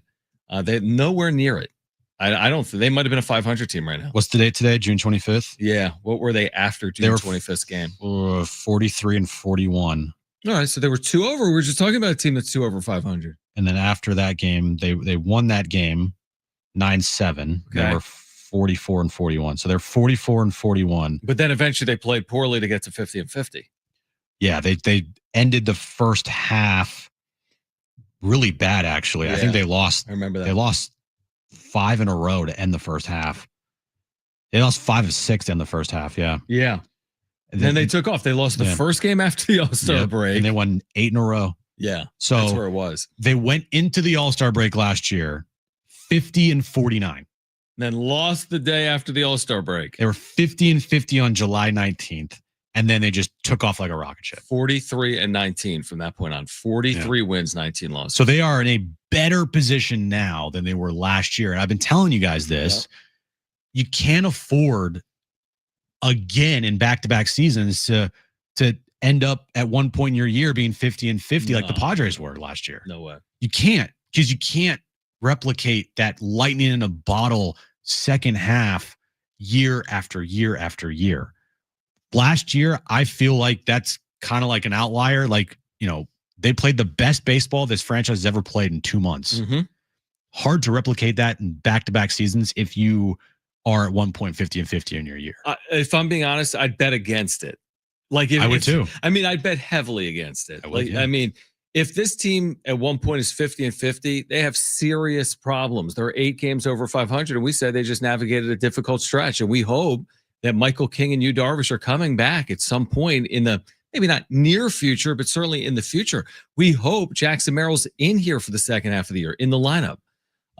We hope that this team is getting healthier, not the opposite. Now we don't know. That's the one thing about health. We're like, oh, they're getting healthier. They just lost a starter yesterday. He goes on the IL and Bogaerts. They lose Xander Bogaerts to his shoulder.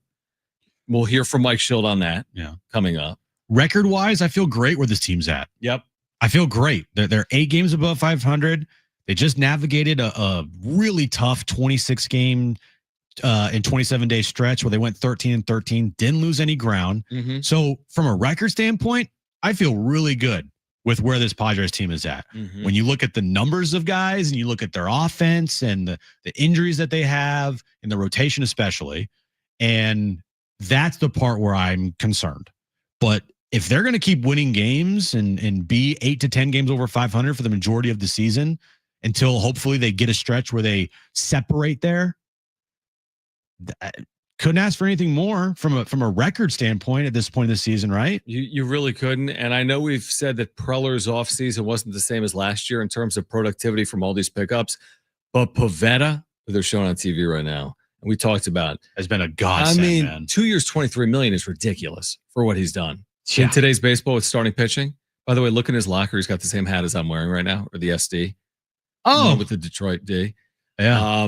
Maybe they got a shipment. Yeah, 7. And we're going to hear from Nick Pivetta. In fact, these Brent's actually rolling on this conversation. But 7 innings, 3 singles, no runs, no walks, 10 strikeouts, as Jim said earlier. It's the second time this year he's gone 7 innings and struck out 10 without allowing a run. Second time. Is that good? So he at times really has been dominant this year. Not fully. It's not like he's had a 2 ERA where he'd be like as good of a pitcher as there is in the National League. But man, for a number 4 starter in your rotation coming into the year to pitch like a number 2 starter is an amazing win. Mm-hmm. Amazing win. Yep. And if they continue to stay 8 to 10 games over 500 into the middle of August, mm-hmm. you're not asking for that 6-19 stretch or whatever it was last year. 43-19. Yeah. You're not asking for a 43-19 stretch if you stay just 8 to 10 over to the middle of August, where that will be the next real tough stretch of your season. Yeah, absolutely. And if you navigate through that 19 games and 20-day stretch where you go 10-9 and then you get to September, like say 11 or 12 over, I think they would be in perfect position. And not just that, not that it means everything, but if you go into the postseason in that scenario with momentum because you play well in September, you'd feel good. Uh-huh. Like we felt last year. We felt really good because they had momentum heading into the postseason. All right, we'll hear from Mike Schilt on the other side. Let's get an update on Xander Bogaerts, who did not appear in this game. He was scratched due to a shoulder. We'll get an update. We'll hear from Nick Pivetta coming up. Kevin Acee. Nicky Acee as well will join us. The Ace Man, if you will join us at 5 p.m. We'll hear from Schilt on the other side. This is Jon and Jim, San Diego Sports 760, live on the iHeartRadio app.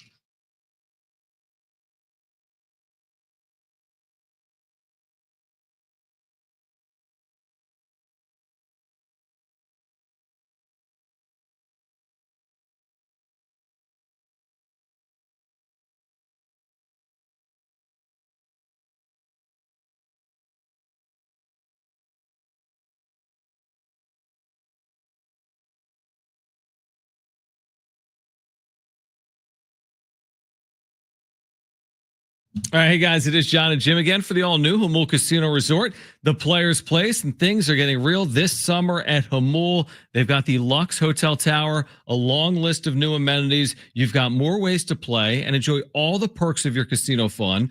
Players, when it comes to satisfying your wants and needs, they're not playing around. This is way more than a place to game. It's a place you can play in every possible way.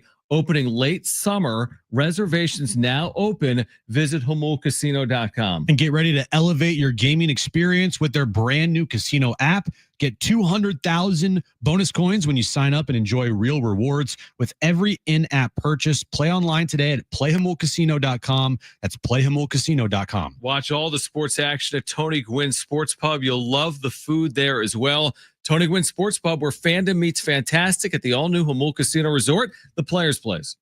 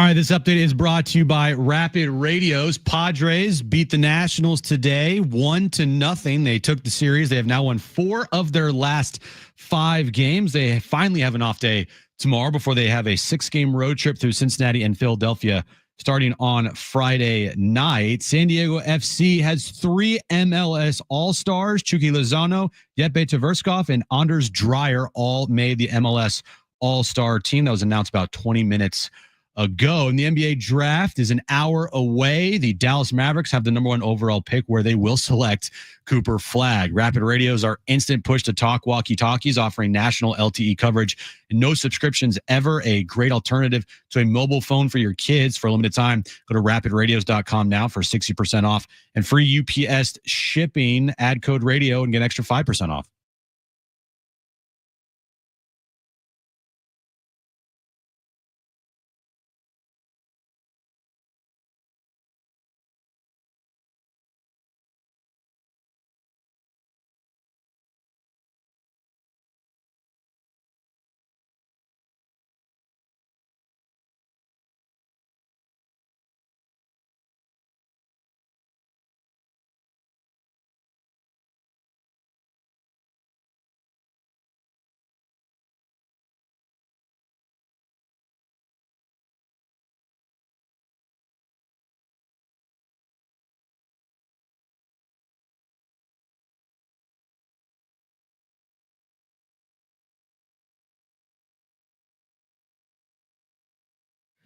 All right, San Diego and Southern California, what's going on? This is hour 3 of Jon and Jim. Kevin Acee will join us in 1 hour at 5 p.m. Full reaction to a Padres series win over the Nationals. Injury updates as well.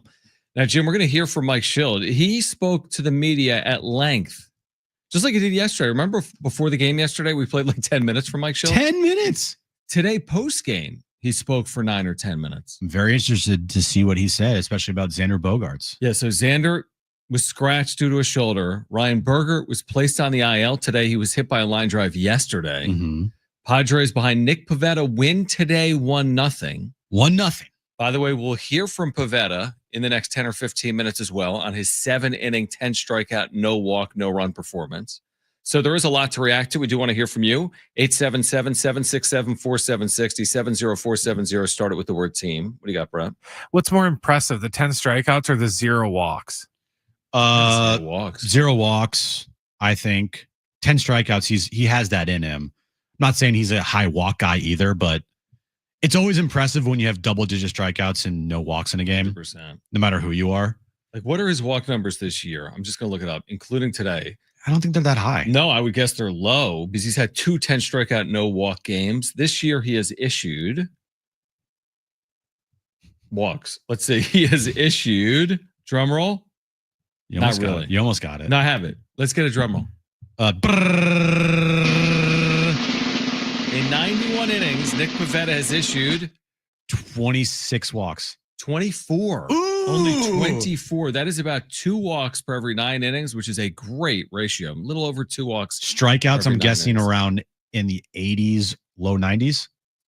And 101 in 91 innings. Well, the 10 strikeouts today helps. Yeah. 100. But 101 at the halfway point. He could strike out 200 this year in 180 innings. We knew he was a high strikeout guy coming in.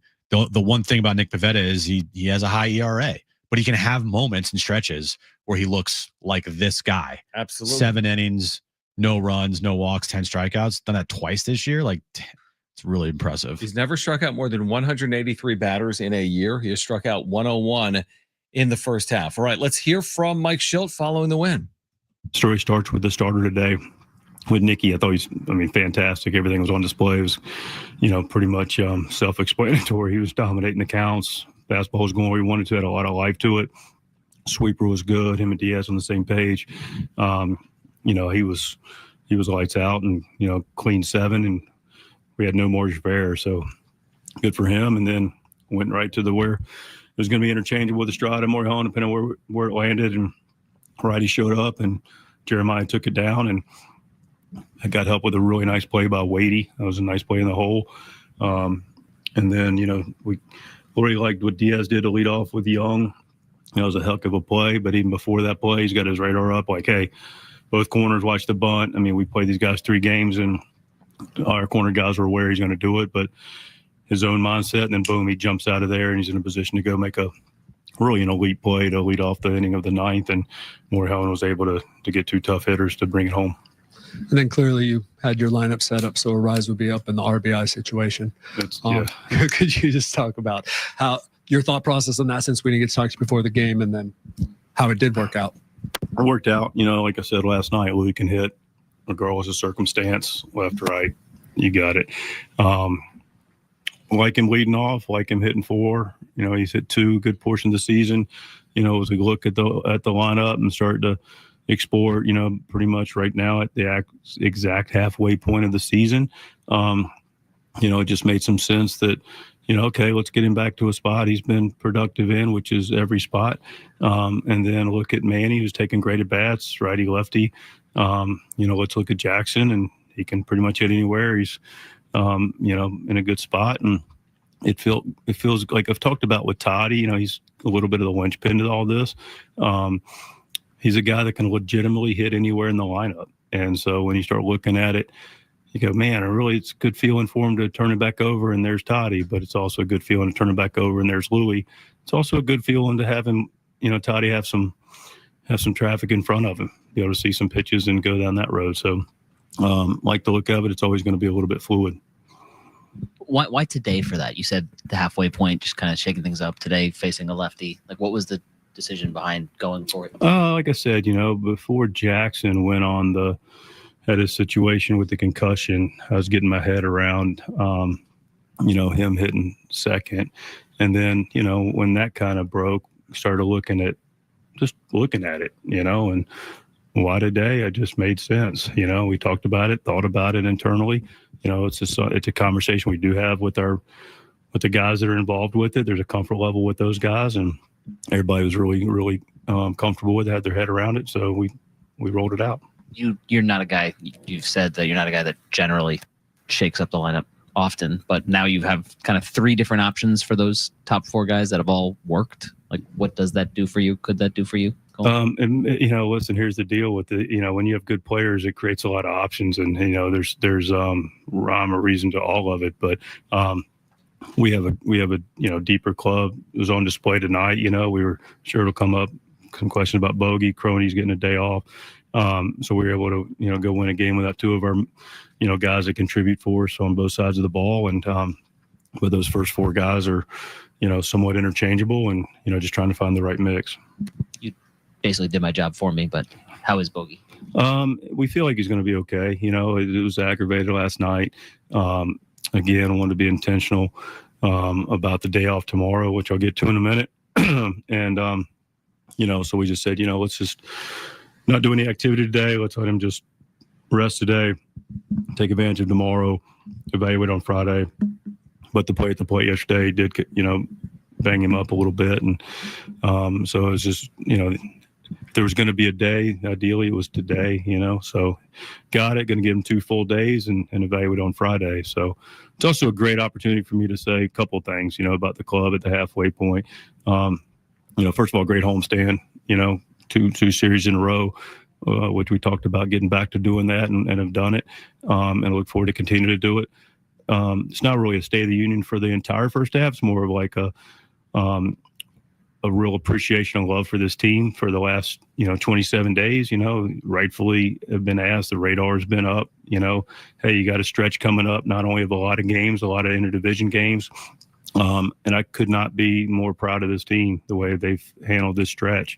My admiration and appreciation and love for this team is even higher than it was with you saying something, because I got so much respect and admiration for this club. But, you talk about being battle tested, the season will do that, again, rightfully because of the questions I received, before it, middle of it, towards the end of it, how you handling it. And then we had a lot to take place in those 26 games. Really hard fought contest, have guys going out, Jackson going out, really starters, young starters proving themselves in tough environments. last night on display right towards the end of it. You know, the unfortunate incident with Bogaerts to come out of the game, guys stepping up right at the end of that.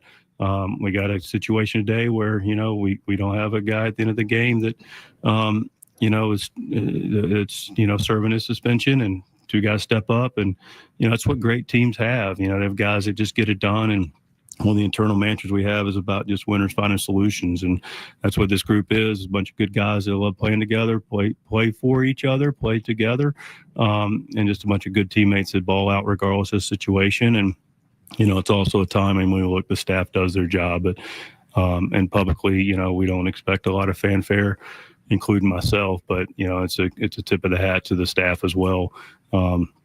Preparation on point, regardless. There's a lot of preparation that goes into it. That is our jobs. But, you know, it's they're still humans, you know, and they turn that over really quickly in the travel and the medical staff and the strength conditioning staff, and just a really, really elite staff that we have here that serves our players. And it's an honor to partner with them to do this, but they deserve a tip of the hat too. This is a really nice organizational effort over the last tough stretch, and setting us up for, you know, a really positive, you know, moving forward. But we just got to continue to grow on it.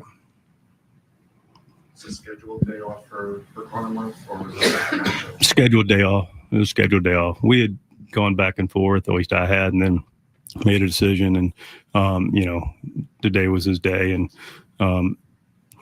you know, usually Jake's like, I got to keep my left up a little bit with Jake and Manny and Toddy and everybody, Bogey and Louie, all the regulars. But he was like, yeah, it's probably about time, you know. So it was good for him to not have to come off the bench and do anything, get 2 full days. Is that just still a bruise? And as far as yeah, it's still a bruise. We'll really, you know, feel good about, you know, not what happened, but the severity of it. Clearly we had to make a move. Works in concert with the bullpen situation, but he's going to go with us, play catch, and then we expect him to get back to being able to, you know, throw in some form or fashion off a mound soon, and then get back to a progression that keeps him built up. And at the moment, don't anticipate this being a longer, you know, more than the 15 days. But as we all know, it's you never know. I haven't yet. No, I saw a couple guys in the clubhouse, and but no, I haven't had a report yet, but we'll get it to you soon. Jose Iglesias is releasing a song, I believe, when you guys are on the road. Oh, okay, great. I did some background work on it, so, you know, I'm not a guy that likes any credit, but I think it's really good. I'm grateful for the opportunity to play the tambourine in the back of it. The dancing's probably not as good as he would have liked. I think it's probably going to get edited out. No, but all seriousness, I mean, this guy's a super talented guy. We've enjoyed having him on the club, and you know, I'm looking forward to it. You know, I'm sure I'll download it, and it'll be a fun thing. Padres kind of, you know, the swag chain, everything else, what kind of hype song would it do for you guys in the second half? I think we're pretty hyped on as it is. This is a group that, I mean, I always appreciate when we have things that, you know, like we can rally around, our fans get supportive of, and, you know, a song can help. But you know, the fact of the matter is, this is a team that doesn't need anything. This team's already hyped. So, yes, sir. Thank you. Do you think that was Mike Schild? Jim, do you think they need a song to play better in the second half? Oh, man, dude. I'm very worried about this. The song? Very worried about kind of this. like how we were worried in the 2022 postseason. Not the "That's What's In" song, because that won't be topped. But my worry is, like, he releases a song, he's not having a good year. He had a great game the other night, but overall he's not had a good season. Was his OPS like 590? I mean, if that. Do you think the song name is Dodger Killers?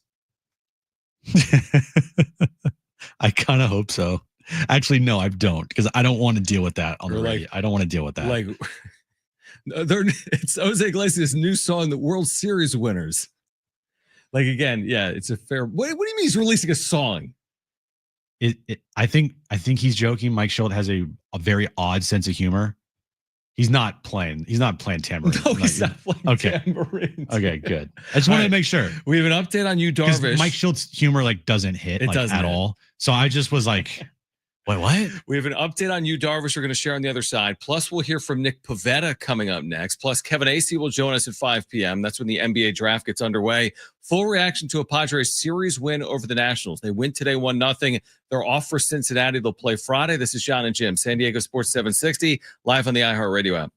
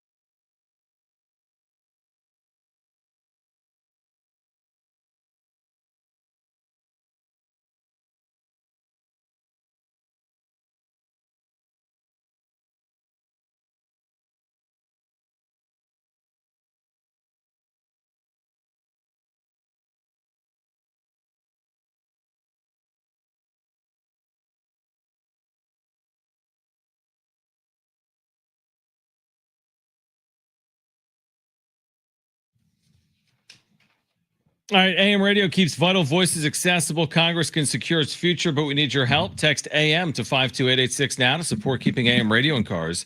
Tell your member of Congress to pass legislation now and keep AM radio in cars. Standard message and data rates apply. This is a big topic last night on the wrap-up show, AM radio. Anyway, what's the update on Yu Darvish? Padres win. We just heard from Mike Schilt. We'll hear from Nick Pivetta. What was the update on Yu Darvish?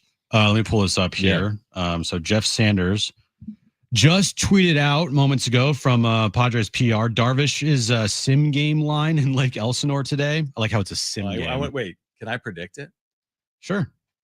Sim All game, right, John. I bet 2 innings, 1 hit, no runs, 1 walk, 2 strikeouts. He threw 29 pitches.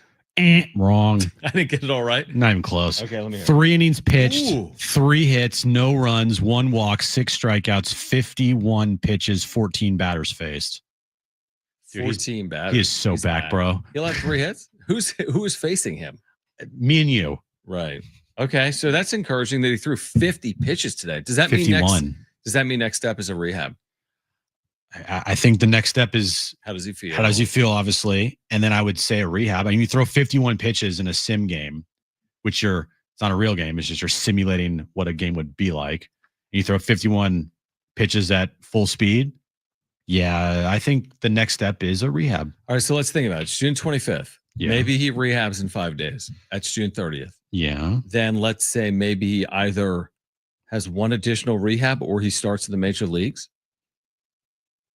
Maybe the timeline is somewhere in that final 10-game homestand before the All-Star break. That's what I'm wondering. So like the second week of July between, maybe the 7th or the 8th or, maybe that D-back series. He might be trending in that direction based on that. 50 pitches in a sim game. I mean, theoretically, if you pitch a rehab assignment on Monday and say you return on Saturday or Sunday, you can make Sunday. 2 starts before the break. Interesting. So that changes the timeline a little bit. Now again, with Darvish, we've been wrong on everything. Everything's been slow played.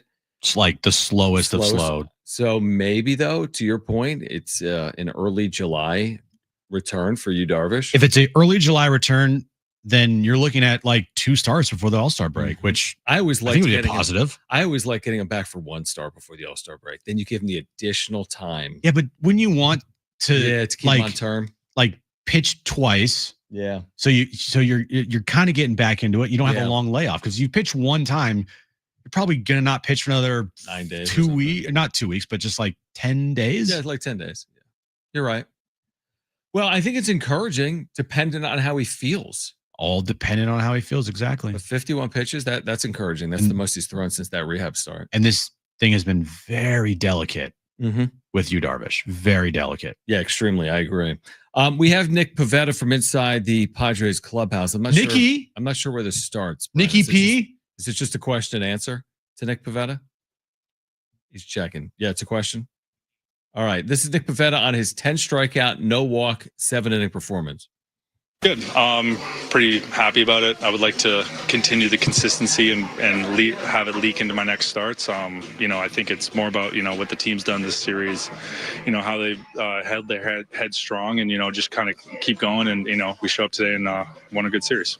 Arguably having your best season so far. What is it about working with Ruben? It's really kind of given you that extra edge and pushed you over. Yeah. I think it's an overall thing. I think signing somewhere long-term has helped me out a lot, but I think, the openness Ruben has, the way he communicates, it's helped me a lot and it's kind of led to a lot of success. Was there any other added juice facing off against your former team? Not my former team, former organization. I never made it to the big leagues with them, but, I think we're kind of far beyond that now. I think it's just more of a series for me, just trying to go out and win that series. I think it's the most important thing. You always want to go as deep as you can, but knowing what the bullpen did yesterday after Ryan left that game, to give him 7, and you could have gone 8 maybe. Yeah, I think it's really pivotal in those moments to try to pick up the bullpen as much as they can because they picked us up a lot this year. Everybody knows here how dynamite they've been, how consistent they've been, but just being able to help the team out the best I can possibly every single time is just what I'm trying to do. Was there a conversation about the 8th inning? Oh no! I just I get taken out of the game, and that's Schultz's decision. And, he's a great manager. He has a good feel for the game. So, that's just what we have. Like I said, really good bullpen, really good guys down there that'll lock guys up. And, it was shit show there today. What did you think of Adrian taking on the 9th after 2 innings yesterday? Yeah, I think it's really, really good to see. He's had a really great season. I'm still getting to know him, of course, being here. But, just to see what he's got, his willingness to adapt and change. And, he really challenges guys, and he has a really good, strong mental approach. So it's awesome to see him there. And we look forward to having Suarez back as well. I think it's your fourth seventh inning shutout of the season. Is there a common thread or something that's typically going well, or you're doing well when you have performances like that? Yeah, it's a good question. I think for me, it's just overall command of all my pitches. The willingness to work down in the zone and up in the zone, and then I'm commanding my breaking balls really well in the later half. So I think just like that adaptation of being able to execute my pitches is really important. And this is the end of the 26 and 27 day stretch. You finished 13 and 13. How do you feel like the team has navigated it? I think we did really well. I mean, especially with the injuries that we had and just things that have happened in those series, the teams that we faced. I think there's a lot more in the tank. I think, we're capable of doing great things. And I think just coming up 50-50 is good, but I think there's more in us. You bookended it with a quality start against Pittsburgh and now today. You feel good to contribute during the stretch the way you feel? Yeah, I didn't contribute too well, I feel like, in the previous starts, but it was nice to come out on top today. The performance you got from Nicky today is exactly what you need while you're missing guys like Darvish and King. And if you can get this type of performance from Nicky going forward, not like the 7 innings, 10 strikeouts, no walks every time out, but consistent, then you're going to be okay. It's the problems when you have Nicky go out there and, go 4 1/3 and give up 5 runs. No, I mean, he's been really good. Yes, there's been some of those, outlier outings, but most pitchers have them other than like maybe a Cy Young Award winner. He's on the whole been really good, and he's 8-2, and he's given this team a chance to be where they are. Is there an outside shot of what? All-Star? Nah, I was going to say All-Star, but 3.3 ERA. I'd be surprised if he has how many starts would he have before the break? 3? Probably 3, yeah. All right, say he, say he finishes the first half 10-2 with a 3.99 or something, 3.31 ERA. Maybe. I think it's possible. I don't know if it's likely, but yeah, maybe. He's had a really good year. He should get consideration. Borderline All-Star. Yeah, absolutely. Borderline All-Star this year. I agree with that. All right, on the other side, we continue our conversation on the Padres picking up a series win over the Nationals. Plus, Kevin Acee will join us at 5 p.m. This is Jon and Jim on San Diego Sports 760 and live on the iHeartRadio app.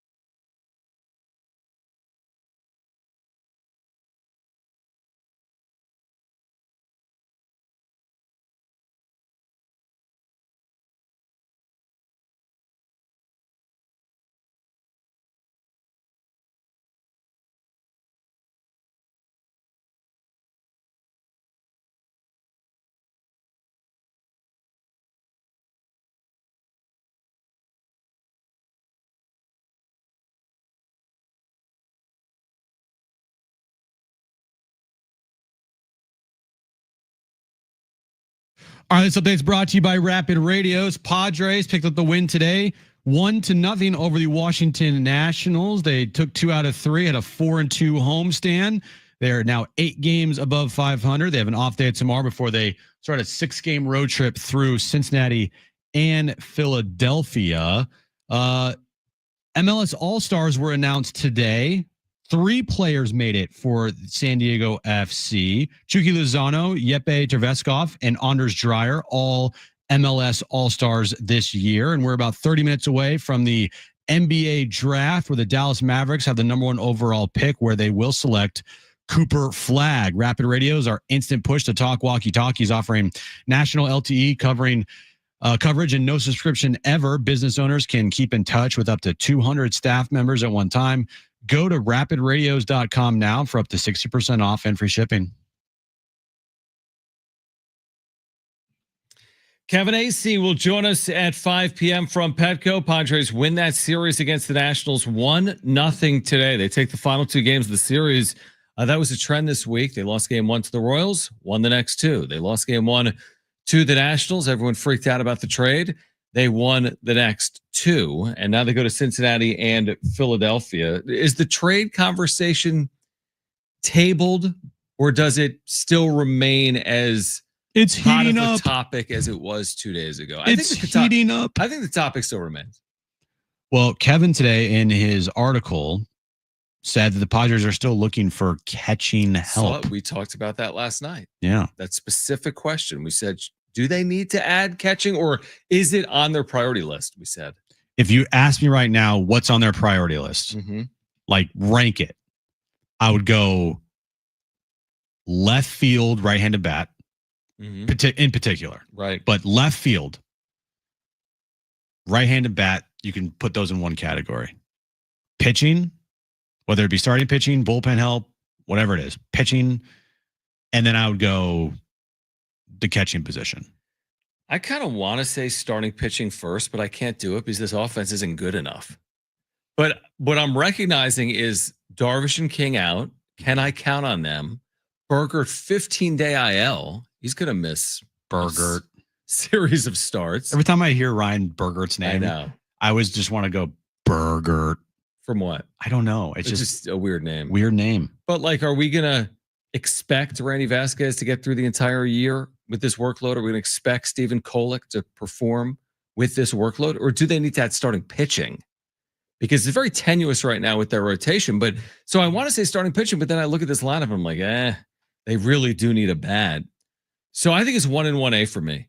Right-handed bat in left field, a starting pitcher in terms of depth. I don't think they need like an ace, but I do think they need depth in the rotation. And then, if you can add a catcher, I don't see why they couldn't. I don't know if you're going to get a huge upgrade at catcher because I don't know what's going to be available. But those are all, including their bench. I think they could upgrade their bench as well. So there's going to be some needs that AJ is going to be filling hopefully a month from now. It's up to this team to prove and show AJ to go for it. Like AJ, hey, we're playing good baseball. We're giving you the signs to go out and be aggressive, even though I feel like you'd be aggressive regardless. But still, it makes you feel better if you're a general manager and your team's playing well and you go out and make a move to try to help that team get over the top. Yeah, absolutely. And that team last year at the deadline, they weren't like 15 games over 500, but the trend lines were going up, right? Yeah, absolutely. And they had Manny Machado. He was getting hot. Jackson Merrill, Jurickson Profar. You're waiting for Tatis to get back, but their pitching was good. At least they had the 2 starters in their rotation that were good. They didn't have like Darvish and Musgrove for the full season. They were still kind of piecing it together, but their top 2 guys were really good. And right now they have 2 guys in the rotation that you feel, I don't want to say you feel very confident with Dylan Cease, but still every time out there, he has an opportunity and a chance. You think he's going to go at, no hitter like you think he can go out there and give you 8 innings, but he's not done that much this year. Did you see the sound or hear the sound on social media from Cease? I have no idea where it was. It came across my timeline where he was talking about how he's pitched at the halfway point and it being a contract year in the dugout. Did you see that? No. There was something with him speaking. I probably should have grabbed the sound. I don't know where I saw it. I just randomly stumbled on it. On Instagram? I think it might have been Instagram. Okay. And I think I know where you're going with this. He said, he's like, they're like, hey, how has the contract year affected you? He's like, well, it's not that it's affected me. It's like, I just wish I was pitching better. Well, yeah, of course, because if he was pitching better, he'd be looking at a $220, $30 million contract. How much is this really going to impact him is also a question, though. It's not like it's been such a subpar year that there are all these questions about Dylan Cease. Like, his numbers are fine. They're not good for an ace, but they're not like horrifically bad. It's not Sandy Alcantara. So, like, if Cease is just this guy this year, he's got a 4 ERA. Is that going to cost him significantly in free agency? I don't think so. I think that teams will look at the stuff that he has, which is still elite stuff. When he's on, it's elite. Mm-hmm. And I think teams out there will look at Dylan Cease as one of the best pitchers on the market. That's what I think. But I thought it was interesting that he commented it in response to, like, I guess the point is, it's certainly in his mind. How could it not be? These athletes like to separate contracts from their play. Like, oftentimes you hear a player say, I won't discuss my contract status in season because I'm thinking about the year. Someone like Dylan Cease, I mean, this season was always going to be his free agent year. So it's not like anything changed in that regard. I think the key for Cease is staying healthy. I think the key for the Padres is Cease looking like Cease in the second half. How do you think Michael King feels right now? Very worried. Like, oh no, did I just, by me sleeping wrong, did I just cost myself? Like, how much money did I cost myself? I mean, is there a chance he picks up that it would be the first time in a decade? No, no chance. No chance, even if he's hurt? If he's picks up hurt, a mutual option, bets on himself, pitches like he's capable of, and then gets the $100 million on the other side? Well, if he's hurt, the only way he would do it if he blew his arm out. Seriously. Well, if he blew his arm out, the Padres would maybe pick it up. It's just mutual. Right. Why would they pick it up for a year if he's out? How much is it? 10 million? Something like that. It's not a big number. Why was it even put in? Just because, yeah. You know, if it's a 1 in 100 situation. But he says he's going to throw again this year. Yeah. And I'm sure we'll get an update on Friday about how Michael King feels, because it'll be a couple days after throwing in the outfield. Right. But yeah, if Dylan Cease is thinking about this stuff, Michael King is thinking about this stuff. And he's being extra cautious with his injury because of it. How could he not be? Mm-hmm. He's in line to make what, 115 to 130 million dollars absolutely in free agency. So like the last thing you want to do is mess it up by injuring yourself even more. So of course you're going to slow play this. You have to think about your future. I'm sure he's a competitor, obviously. So he wants to be out there with the guys and help them win baseball games, but he also has to think, I still have an opportunity to make a lot of money. I can't risk it if I don't feel like 100%. He's got a $15 million mutual option. That's a good amount. So he has that possibility. Like, if this thing went completely haywire and he came back and he was ineffective, or if he wasn't healthy, or he only made a couple of outings. Here's my point. If you could get as a free agent because of the injury, if that number goes from 100 to 50, would you bet on yourself and come back for a year? If your $100 million turned into $50 million, would you take the 15 hoping for a 100 on the other side? Maybe, but I don't even think that. I think I think Michael King, regardless, is out. I think he's going to get a big contract. I don't think there's a scenario unless he like blows his arm out. I agree. He's been so good when healthy. Because, yeah, I just think that he's going to get to free agency, both those guys, Cease and King, and teams will throw a lot of money at them. I just do. I don't see either of them taking less than what we've been talking about. Yeah, you make a good point. I agree. I tend to agree. All right, more of that conversation on the other side. Plus, Kevin Acee will join us at 5 p.m. in about 20 minutes, actually less than 20 minutes. Also, coming up next, we're giving away Billy Idol tickets to celebrate Live Nation's $30 ticket to summer. This is Tuesday, September 23rd at the North Island Credit Union Amphitheater. $30 concert tickets to 1,000+ shows on sale now. LiveNation.com/ticket to summer. That's next. Plus Kevin Acee at 5 p.m. This is Jon and Jim.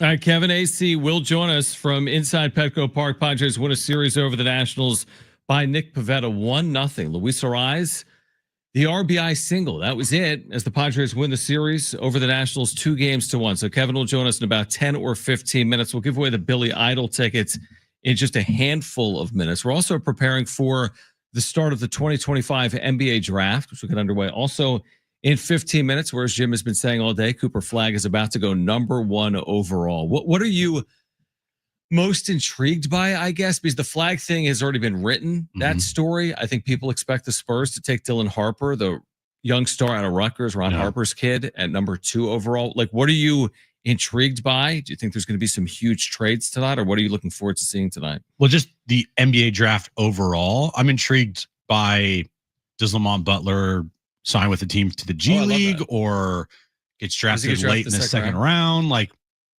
does Lamont Butler, see his dream come true of making the NBA? Yeah, that's a great one. He could absolutely be drafted in the second round. It's possible. Or he's signed as a free agent, non-drafted free agent. Yeah, plays in the G League or the NBA. It's a good point. Yeah. A great college player here, Kentucky, defensive stalwart. He's got a shot. I think he'll have an opportunity. Because in 2 years, we might be like legitimately saying, could Magoon Gwath be a lottery pick? Could Miles Bird be at the end of the first round or somewhere in the second round? You think 2 years or 1 year? Well, after next year. Oh, yeah, a year from today. A year from today. That's what I meant. Yeah. Not this draft. Yeah, I agree with that. I think Bird, certainly by coming back, gives himself a shot to be a first-round pick. I think Magoon Gwath, who knows what his future looks like. I mean, he could be a top pick. Why are you looking at me? Oh, you're good. He could be potentially a top pick as well at some point, whether it's next year or the year after. I'm intrigued by that with Lamont. I just want to know, like, I like how the NBA goes haywire and like teams like, we just moved 8 second-round picks and chaos. 4 firsts. I want chaos. Yeah, I love the like bizarre, like, wait, what did you do? In fact, if you look at the draft order, Jim, I just looked at it at ESPN.com. Every single pick in the draft says like from someone. It's like Pacers 6th from Sacramento. No one has their Sacramento own pick. 8 from Orlando. Yeah. It's so crazy. Nobody does it like the NBA though, in terms of future picks. Oh, the NFL, you can't acquire, a 2031 draft pick in the NFL. True. But guess what? The NBA, some team will be like, sure, I'll give you a first round in 2031. But just look at this. From 13 until 27, every pick is a from. From 13 to 27. Well, the number 1 pick in this year's draft is from the Lakers, right? Or is it their own pick? I don't know. The notes don't have it listed. Oh, I know it's their own pick. I think it's their pick that they just moved up with. Because they did make the postseason. Exactly. It's their pick. Yeah. Okay. So, you're right. You're right. It's not the Lakers pick, because that would be even worse. Like, oh, the Lakers pick this year turned into Cooper Flagg. Right, exactly. Like, what? Like, I'm looking tonight. I mean, this is comical. The Brooklyn Nets, maybe it's like 5 first-round draft picks. They 5. have 5. So they're going to trade some of them. They have to. You can't put 5 players on your roster next year. But I'm looking at some of these teams that aren't in the first round. I don't see Golden State. Nope. I don't see Indiana. Nope. I don't see the Lakers. Nope. So there's like a lot of teams that aren't even picked. The 30th pick in the draft you think is the champions. It's the LA Clippers. Now the Thunder have how many picks in this draft? They have a good amount. They have like the 15th and the 28th in the first round. Absolutely. They were picking 15th and and 24th. I mean, you parlay 15 and 24, maybe you're picking like 10. If they take the 2 and move up. Yeah. To do something. Or they use those picks and they go trade for, NBA talent that's already been in the league. Like, let me ask you this. Is this a good draft? Outside of there's a great player, people presume. Who knows? Who knows? Like, is it perceived to be? Well, the name alone of Cooper Flagg makes it a draft that you want to keep an eye on. Like there are some big time names in this draft for sure. We've had drafts like last year's draft. Who got drafted first overall? Was it the back-to-back like French players? I have no idea. Sarr and Rasilier. Yeah, I guess. You know what I'm talking about? Yeah. Was that you remember that? Last year's draft, I'm sorry, I couldn't name the top 5 pick in that draft if my life depended on it. It's a good point. It's going to be a lot of college players at the top. because Cooper Flagg, Duke. In fact, 3 of the top 7 prospects I think are out of Duke. Con Knippel, Malawach, the Rutgers stars, Harper and Bailey. So we're talking about American-born college players that could be at the top of the draft. You've seen play in as recent as the March Madness. Not that there's a problem with. I mean, listen, some of the best players in the history of the sport came from Europe. Luka, Dirk. I'm missing a million, but I mean, there's been some unbelievable players that never played college basketball. Obviously, they're also expecting like the first 8 picks tonight to be freshmen, which they said would be like the first time that like that many freshmen were taken consecutively in the draft. Yeah, that's wild.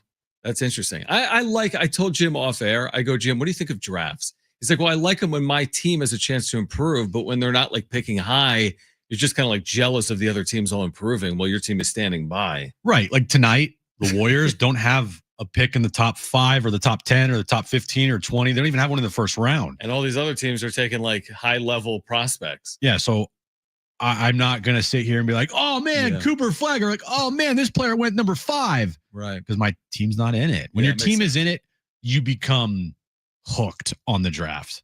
Like I remember when the Niners traded up to 3. You're like, let's go. I was all in, dude. Yeah. You know, and then when my team, when it's their time to pick, then I pay full attention. I just like events. Like you know me, I really got into the NBA this postseason. I enjoyed it. I don't watch a ton in the regular season, to be honest. But I just like events. I like drafts for some reason.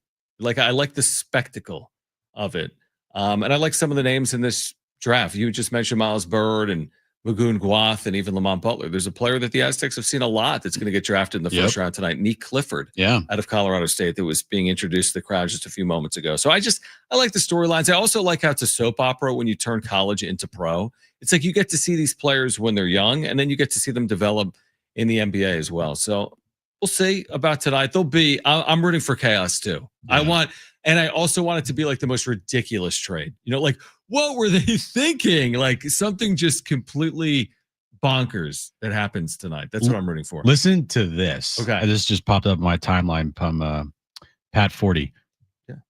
Cooper Flagg will be the first white American number 1 NBA draft pick since Kent Benson in 1977. That's like your Mackenzie Gore stat from earlier. Like, wait, what? I know. Mackenzie Gore pitched to Petco 3 straight June 25th. Like, huh? Okay. Is my reaction to that. I think that's kind of crazy. So I guess there's been obviously players from Europe is the point. Number 1 overall. Yeah. So American. Yeah. American born. Yeah. Interesting. And that's if he goes number 1. Dude, could you imagine? If he goes number 1, there's no shot. There's no shot, and there's no shot that Dallas isn't selecting. Right? Their not pick's trading the pick away. They already have the pick written down. Their work is already done. They had the easiest. What if Nico does it again? It's like, so trade Giannis. You guys want Cooper Flagg for Giannis? Even something more ridiculous. That's probably the only thing that I think would warrant trading the number 1 pick at this point if you go for Giannis. Dame. No, well, he's not. He's out next year. He's out. Hallie, who's out for the. All right. Well, they had the easiest draft process ever. Do they have another pick in this year's draft? Good question. I'll look. Because if they do, then they have to figure that out. But if they don't, it's like, we don't need to watch any tape. We don't need to talk to anybody. We're taking Cooper Flagg. Yeah, so the easiest since LeBron. Probably. It's like Cleveland is like, yeah, you're going to take the kid that's been on the cover of Sports Illustrated since he's been a junior. Right. Easiest since Wemby. But even Wemby, there were some people that were still like, well, he's kind of tall. There's a little bit of it. Now, it wasn't like LeBron to where it's just like, this kid's going to be the greatest thing ever. Their only pick, by the way. As of now, as we sit here in the 59 picks, their only is in 5 minutes. Wow. And by the way, the second round of this draft isn't today. They've changed it to a 2-night event. First. And I want to say it's at like 3 in the afternoon Pacific. I remember we commented on that a couple of months ago. It's like ESPN 2 in like the middle of the afternoon. I could be wrong about that. Rating spike. Kevin Acee will join us on the other side. Reaction to a Padres series win, back-to-back series wins today over the Nationals 1-0. So Kevin Acee will join us on the other side. We will get you the results of the draft as they come in here during the 5 o'clock hour as well. But Kevin Acee on the Padres off to Cincinnati to begin a 6-game road trip on Friday afternoon against the Reds. Kevin Acee, our Padres insider from Petco, joins us next. Jon and Jim, San Diego Sports 760, live on the iHeartRadio app.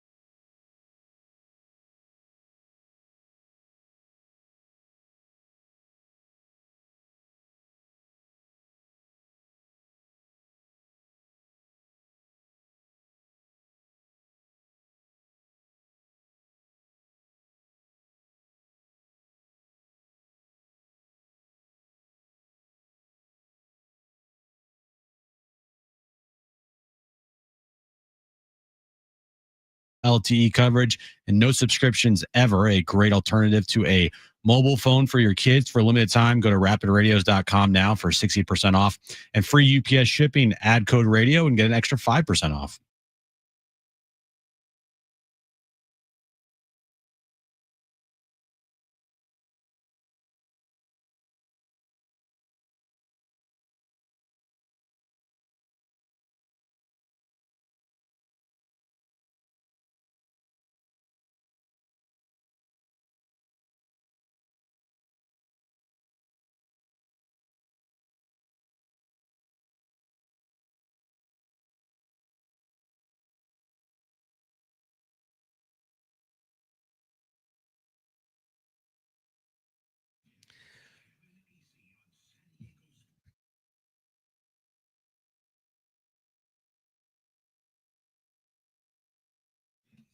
All right, let's get to it. Final hour of Jon and Jim, and we check in with our Padres Insider. A lot to discuss. The Padres do win a series against the Nationals, a 4-2 homestand, but they did scratch Xander Bogaerts. They are dealing with injuries, as we've talked about. Kevin, we always appreciate it. Let's just start with Xander. So we had the head first slide, was in the lineup initially today. What is the update? He's dealing with a shoulder injury, right? Yeah, it's kind of being described as. And look, it kind of, when I saw him last night, it's what it looked like. I wasn't able to get him last night. He was in the trainer's room for a long time. It's like, that looks like something that could, aggravate what happened in San Francisco, which he says isn't like, it's obviously he's had the imaging and that it's not a break, or I can't remember if he's had the imaging actually, but it's not a break. And it's not related to last year, but then again, he says he never felt this pain before last year. And so when I've talked to doctors and others, it's like, sometimes when after you hurt something like he did with the fractured shoulder socket last year, that you then have to deal with pain sometimes. And so that seems to be what he is dealing with. Just brutal timing on his part. Started to finally play well, and if this keeps him out for an extended stretch, just brutal for him. Kevin, won 4 of their last 5. The 26 games in 27-day stretch, 13-13. Didn't lose any ground. 8 games above 500 now. How would you describe, I guess, their first half of the season so far? Because the first half officially is on Friday, or end of the first half, I guess. Right. Yes. It's funny. I'm trying to figure that out since obviously I'm going to do a story kind of talking about that. And it's like, it's very difficult to be too down on them because did they get back to 7 games over today? I think it's 8. I think it's 8. Yeah, we think they're, what are they? Okay. I think it's 42 and, okay. Oh, I don't know, whatever the math is. 44 and 36? 44 and 36. Yeah. Yeah. So it's hard to be too down on them, especially if you look at last year's 93 win team, which was not anywhere near this good. They might have been 1 over or 500 right now. But it's been disappointing because of how they started. But then again, they were without Merrill for a long time. They have had other small injuries. Tatis here, a rise there. Guys haven't performed up to expectations. Michael King's now been out for going on? It's over a month now. Haven't had Yu Darvish yet. It's kind of amazing that they are where they're at. So honestly, this team is an enigma, and I guess that's okay when you're halfway through the season and you have the trade deadline ahead. Yeah, I think that's well said. Kevin Acee is with us right now, our Padres Insider. Well, they didn't change a lineup for such a significant period of time, and now they've changed it a few times, including once again here today. Just in general, what do you make of them, reshuffling? It hasn't necessarily worked, but they've certainly been reshuffling over the last week. As much as anything, I think this might be about Tatis and giving him a different look in the lineup. This one here. Because, okay, move Tatis or move the other guys up 1, move Merrill, I guess, back to 3rd, but move, 2nd, 3rd, whatever for Manny, move Arise to 1st where he's been for most of his career.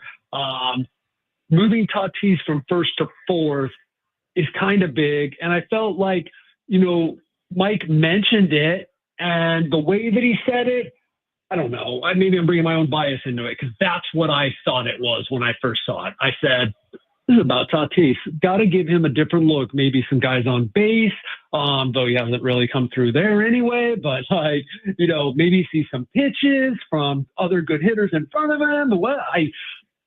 Honestly, this is where I'm at. They would have said before the season, and Mike Schilt probably did, hey, we could put the names in a hat, pick them out, and make our lineup. And they would have meant it like, these guys are so good and we're so deep that, you know, wherever they bat doesn't matter. Well, I'm saying the same thing now, but I'm saying it because they're not doing well. Like, who cares? Somebody get a freaking hit. Because it certainly didn't shape up today, except Luis Arraez got 3 of them. Of course, he leads the league in 3-hit games.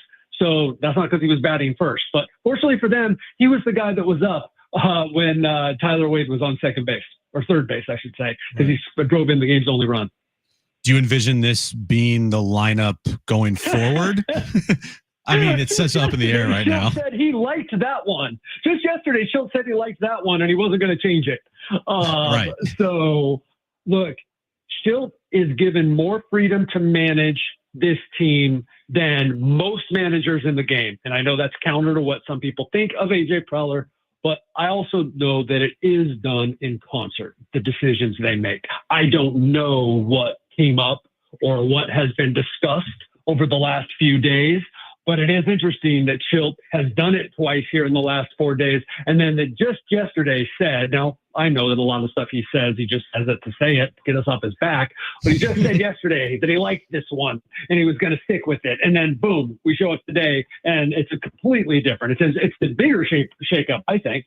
And so I have no idea, man, but I do think he sticks with this for a while, based on like what I think the reason was, and that is to give Tatis a different look. You know, Tatis saw 8 pitches yesterday. He had like two or three one-pitch at bats. Like it just wasn't working, and I've been feeling that for a couple of weeks. But I also see the wisdom of him being at the top spot. So I kind of, for one, was sort of happy. I don't know how you guys feel, but I was sort of happy to see it because the other one wasn't working. Yeah, I'd like to see more, I guess, run production, which again is hard when you're leading off. Yeah. So this will give him that opportunity. Here's my question for you. We tossed this around a little bit yesterday. Kevin Acee is with us.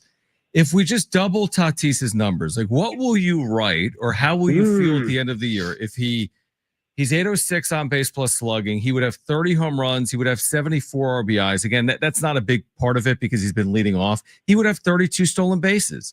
So he hit 261. His 351 on base is impressive for his 261 average. Obviously, he's walked a ton.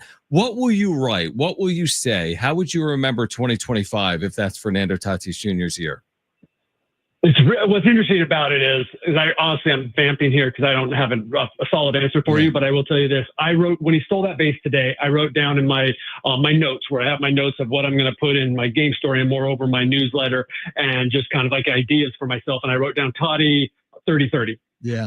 Because it's like, that's crazy, man. Yeah. Like, here we are talking about like what a disappointing season he's having, and we're talking about him being on pace for 30-30. Now, if we divide the season up, he's not on pace for 30-30 because, you know, he did a lot of that really early on, and at least with the power numbers. I would say it was disappointing, some of those numbers that you threw out. I would say it's a disappointing season for Fernando Tatis Jr. based on what we thought the Padres had and what was there at the first month of the season. But what I will say is we ought to start looking at this now in the context of the salary, right? And it's a huge number. But if this guy's I don't know what you said, 822? If this guy's an 822 OPS guy for the rest of his career, I would argue with you the way that baseball economics works, that it still was a good contract for the Padres. Because contracts just keep going up. And like he's making 20 mil. 20 mil for an 822 OPS guy? I mean, that's kind of what it is. So now that might be two different conversations. Is he the statue guy? Or is he, hey, yeah, you know, he's pretty good for that contract. That might be just two different things. And he's played fantastic in right field, probably on his way to another Gold Glove out there as well. You mentioned today in your story that you posted earlier this morning that the Padres are still in search of more offensive catching help coming up to the deadline here. We've had this discussion here today, Kevin. If you had to rank where they might go in order, left field, catcher, pitching, how would you rank it? Left field / DH, right-handed hitter, and then catcher, and then maybe then starting pitching. But like, who do they have left to get a starting pitcher? Is it depth, right? Like last year where they got lucky, they got Martin Perez to throw in as their number 5 or 6 starter, and they end up going 8-2 in his starts. That'd be a great move. But it's right-handed hitter, left fielder, sure, but like Gavin Sheets playing a lot better out there. And the number one thing I hear is right-handed hitter. And we've all just sort of assumed left fielder. And sure, that has been a focus, left field, but you might be shifting a little bit based on maybe what's available and go, hey, is it somebody that we could put a DH? And now we've got Gavin Sheets out in left field. I'm not saying that that's what they want to do for the rest of the season is Gavin Sheets out in left field, but he's been playing there a lot and he looks noticeably better. And he might not be quote unquote good, but you know what? There's a lot of offensive left fielders that aren't good in left field. So what they really need is a right-handed bat. I'm starting to do the math here, Kevin, on you, Darvish, because he threw the sim today, right? 51 pitches, which sounds encouraging depending on how he feels. But you start doing the math, and we've been off on this before. I've played this game. Maybe there's a rehab 5 or 6 days from now, and then maybe there's a start in the major leagues or a second rehab. I mean, it doesn't sound like just using basic math that he would be all that far off from getting back to the major league, back to the mound. I think that's why he was pretty, he wasn't afraid to say, yeah, around the All-Star break. And I think that before the All-Star break makes a lot of sense. And yeah, it was obviously important to them for him to get that in today up there in Elsinore. And so that you would think that means that there's a schedule, right? And because I haven't heard what the next is at 5 or 6 days, but they obviously have that in mind. If he's going to join the team, then he'll be close back there to, I don't know, San Antonio's home in 5 days. And yeah, I would think that this was big to go. You just say, I think it was 50 or 51. Yeah. That's big. That's a big step. And that he's gone from 18 to 39 to 51. I would think one rehab start. But we always have the asterisk when we're talking about you, Darvish. This time. Yeah, it's up to you. And not you, but you, Darvish. Yeah. The aggressiveness of, back to the trade deadline here, the aggressiveness, of AJ Preller do you feel like that it's not dependent on what the team does, that he's still going to have a one set mind, like, okay, I need to get this regardless of how the team's playing? Or do you think if the team starts playing better and they rip off, like Schultz says, 5, 6, 7 series in a row here, do you think the aggressiveness of AJ might, ramp up here? That's interesting. I thought you were going to go the other way. Like, if they were to sort of become sellers or something, but you went with would he be even more aggressive? Like try to, oh, wow, it does look like we are a World Series contender. I need to get even more. Is that what you're thinking? Yeah. I don't think so, but again, I command every time I try to predict what he's going to do, I like, Kevin, why are you trying to predict what he's going to do? But the reason that I would say I don't think so is based on conversations with him and others about what they think they have, and that there is a certain reality that the players they have need to perform. And so if those guys are performing, well, it's like, okay, cool, we've already got that. And he's already going to be aggressive. So I don't think he's going to be more aggressive. Like, they need a right-handed hitter, and the reason he hasn't settled for one already is that he wants to see what the market looks like and get I don't know if he's thinking the best that he can get. Someone can probably outbid them for the best, but like, he wants to do as good as he can, get as much as he can for his offense. So I don't think it would get more based on them, like, going 5-1 on this trip, or, closing out, 17 games and maybe going 14-3 before the All-Star break. I don't think so, but that's a really intriguing question. And is it safe to say Salas and DeVries, those guys are probably untouchable unless something big comes along? They have to be. I have not asked that specific question in 2 or 3 weeks, but that has always been like almost like that there was no reason to ask it. Again, this guy, like Mackenzie Gore was supposedly untouchable. Right. By the time Abrams got traded, you knew he wasn't untouchable, but there was a time he was untouchable. So what I'm saying is like, I think there have been like 2 guys in the history of untouchable Padres prospects that were actually untouchable, and that was Tatis and Merrill. And I think, but yes, I think they're untouchable. Yeah, it would make sense, but we'll see. You never know. As they say, certainly they're in, they're going for it, but there also there's just certain realities, and there are people in charge either alongside AJ or actually in charge that are saying, hey, how about we try to build our team a little from within since we've got all these big contracts. And so I think that contributes to the untouchableness. Yeah, untouchableness. I like that. There you go. I want to see that tomorrow in a notebook. Yeah. Kevin, we'll catch up with you from Cincinnati, Ohio. We appreciate you taking time as always. Yeah. All right, guys. See ya. Thanks, Kevin. We appreciate it. Kevin Acee, your Padres Insider, brought to you by the all-new Jamul Casino Resort, the Players Place. We React Plus. There's a shocking move in the NBA draft. Who went number 1 overall? You'll never believe, and we'll tell you next on Jon and Jim.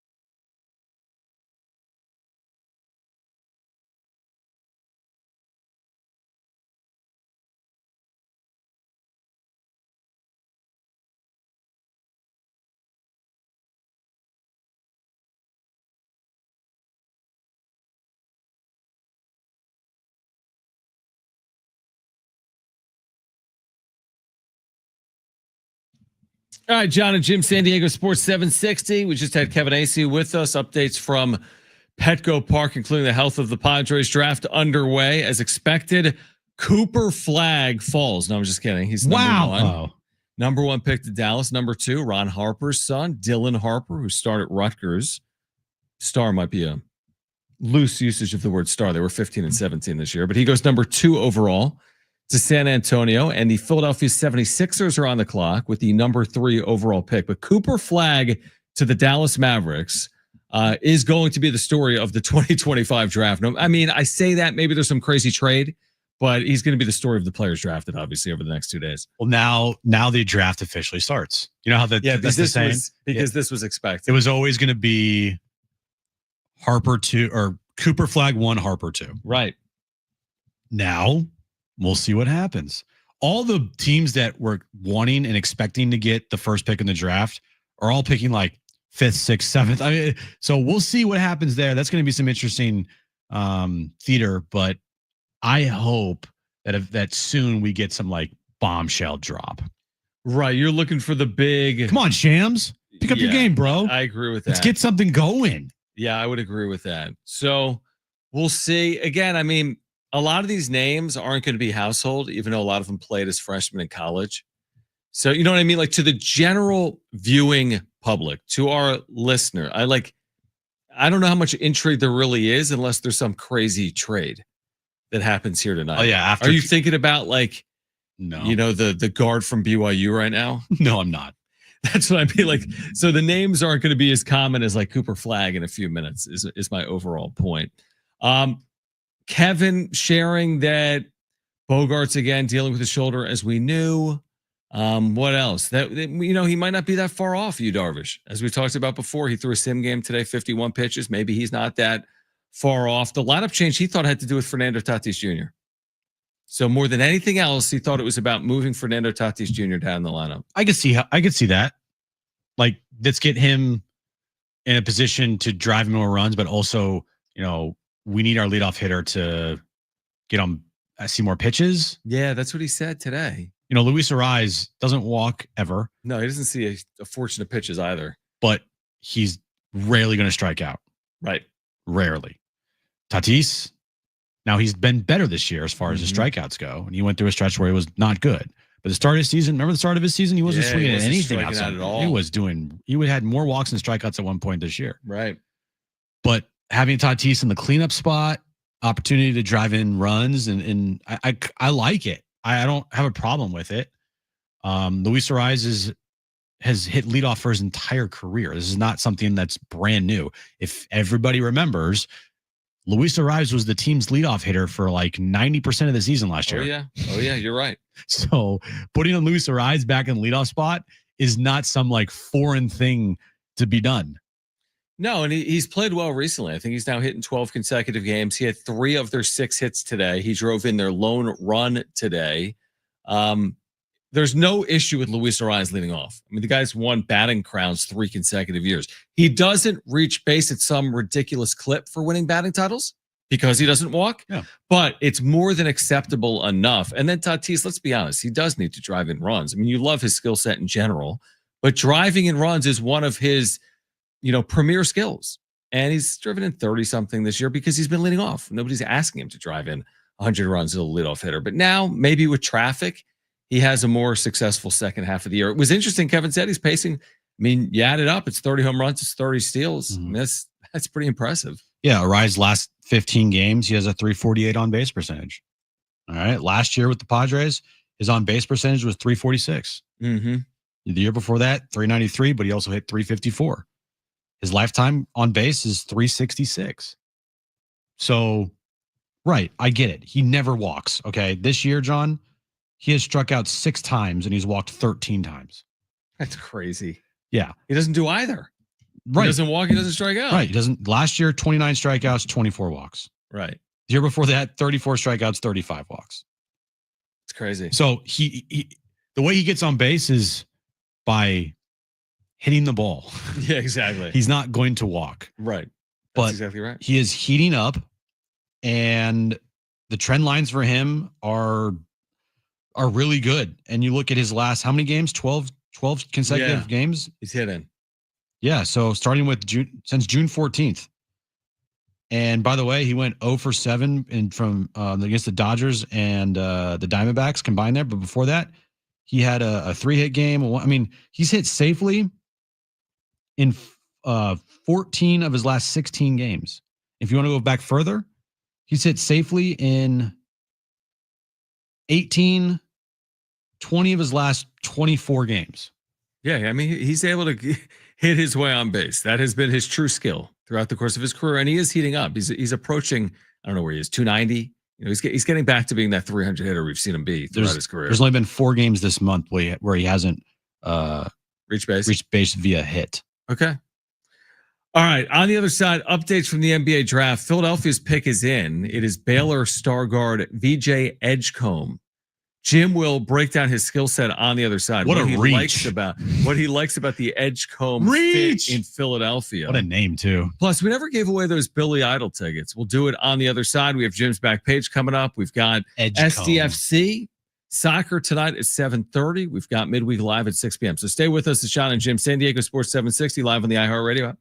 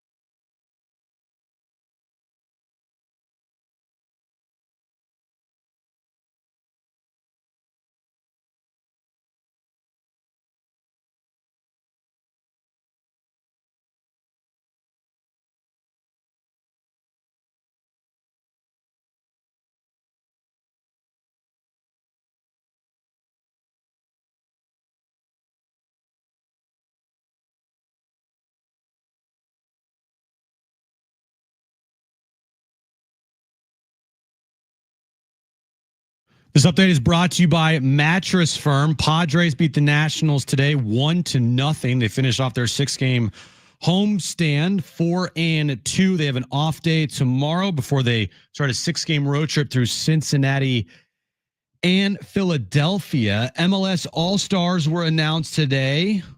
San Diego FC has 3. Chucky Lozano, Yeppe Taveskov, and Anders Dry are all MLS All-Stars this year.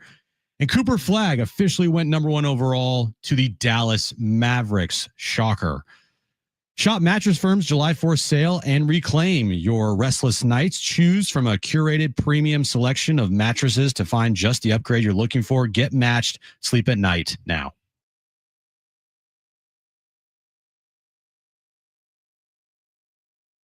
All right, the iHeartRadio Music Festival back. Live performances by Bryan Adams, Ed Sheeran, and more. September 19th and 20th, T-Mobile in Vegas. 2 nights, 1 stage. Buy tickets at AXS.com. Get them before they sell out. We do have Billy Idol tickets. We'll give them away in the next 8 minutes or so. We are keeping our eye on round 1 of the NBA draft, well underway. The third pick. The pick is in for the Charlotte Hornets. I said to Jim off air, like, is there a franchise? The Hornets have been so irrelevant. Yeah, they drafted and traded Kobe. That did happen. That did happen. I remember it well in 1996. Then they moved to New Orleans, right? And then they moved out. And then they got the new Hornet franchise, and they haven't been good. At least the old Hornet franchise had a level of success and stars. If you remember, I'm talking about like the Larry Johnson. And Alonzo Mourning. But this Mashburn, the newer version, has been irrelevant.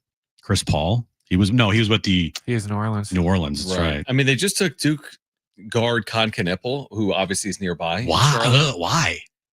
I don't know. He can shoot. I know that. Oh man, I would not be happy if I was a Hornets fan. If you were the one. You were the one. Well, that probably means Lonzo Ball's time in Charlotte might be coming to an end. I don't know. I don't know anything about the Hornets. Me neither. But I do know that if you played at Duke and you go to Charlotte, all right. I'm sure there's a lot of Charlotte fans that are Duke fans. Con Knipple was the 4th overall pick in the NBA draft this year. Yeah. What? That's where he's projected to go. Yeah, seriously? He was. Yeah, he was. Why? So he goes to the Hornets. He can flat out shoot. That's great. Why are you so mad about this? I don't know. What are you looking for? What did you think the Hornets needed? It's one of those things that doesn't make sense. Like, Rutgers is going to have 2 players taken in like the top 8, but they were barely 500. So how can they have 2 players taken in the top 8 of the draft, but they still sucked? So here's the thing with that. Like, just because you have great players doesn't mean you have a good team. Okay, so Ace Bailey and Dylan Harper were at Rutgers. They went 15 and 17 this year. That doesn't take away from their skill set. Is that good? It could be. No, it wasn't very good in college, but that doesn't mean they won't be good NBA players. Yeah, I want to hear you right now on Charlotte radio. I want you to call into like Charlotte. What is happening? The Buzz, be like, this is a joke. Let me just look at. We need size. Look at the timeline here. We don't need scoring. If there's anybody that's ripping this Con Knipple. Hold on. Nobody's ripping this. He was supposed to be a top 5 pick. Okay. So I think the only reason to rip it is like, are we ever going to hear from Con Knipple again?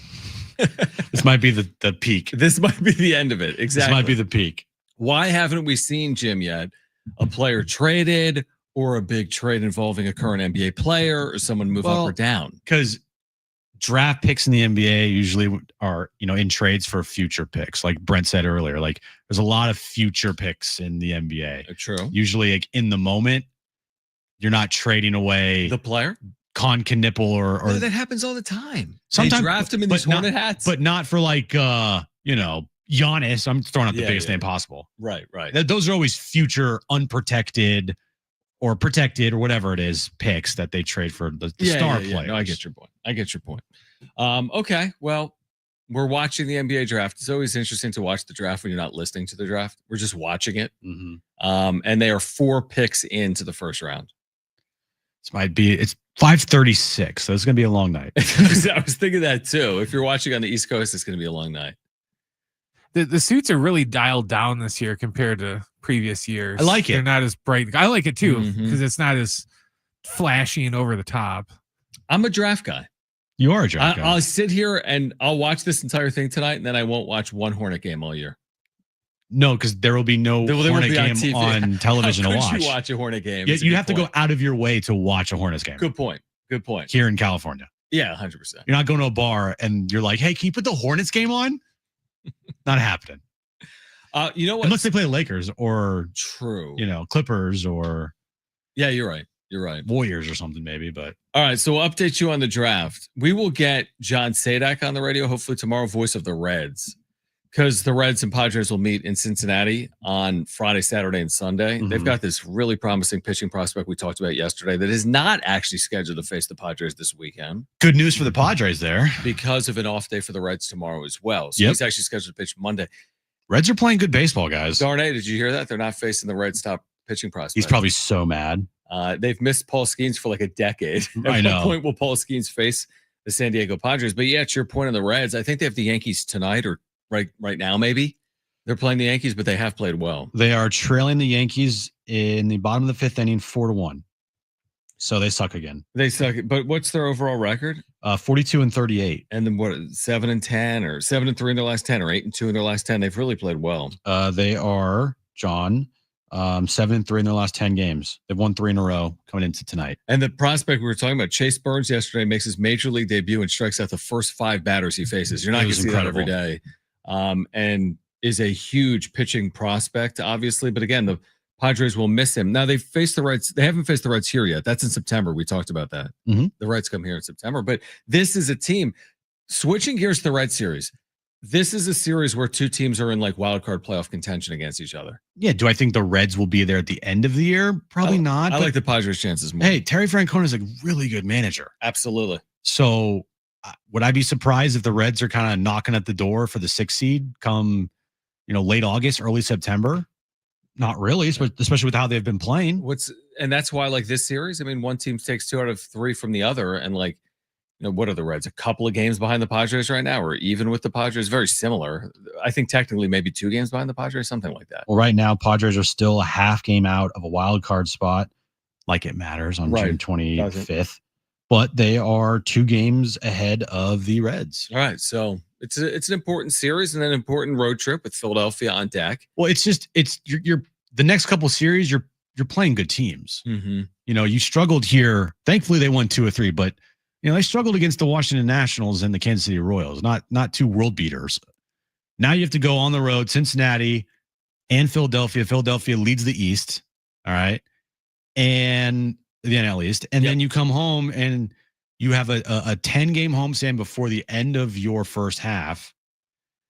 Take advantage of it. Go out there and have a 6-4 homestand. It's not some crazy thing to ask for. Have a 6-4 homestand. Go 3-3 on the road trip, and you end the break. You're 10 over. Like that's very doable. I feel like maybe they can do better. It's not a lot to ask for, right?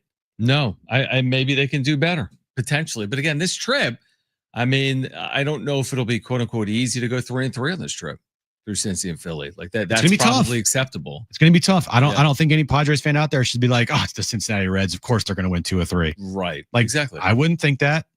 And truthfully, I wouldn't think that against any team in baseball other than the Rockies or the White Sox right now. Yeah, I agree. Because they're just kind of average right now, guys. They're just an average baseball team that's struggling to win baseball games at times. And they struggled in this series. They struggled in the Royals series.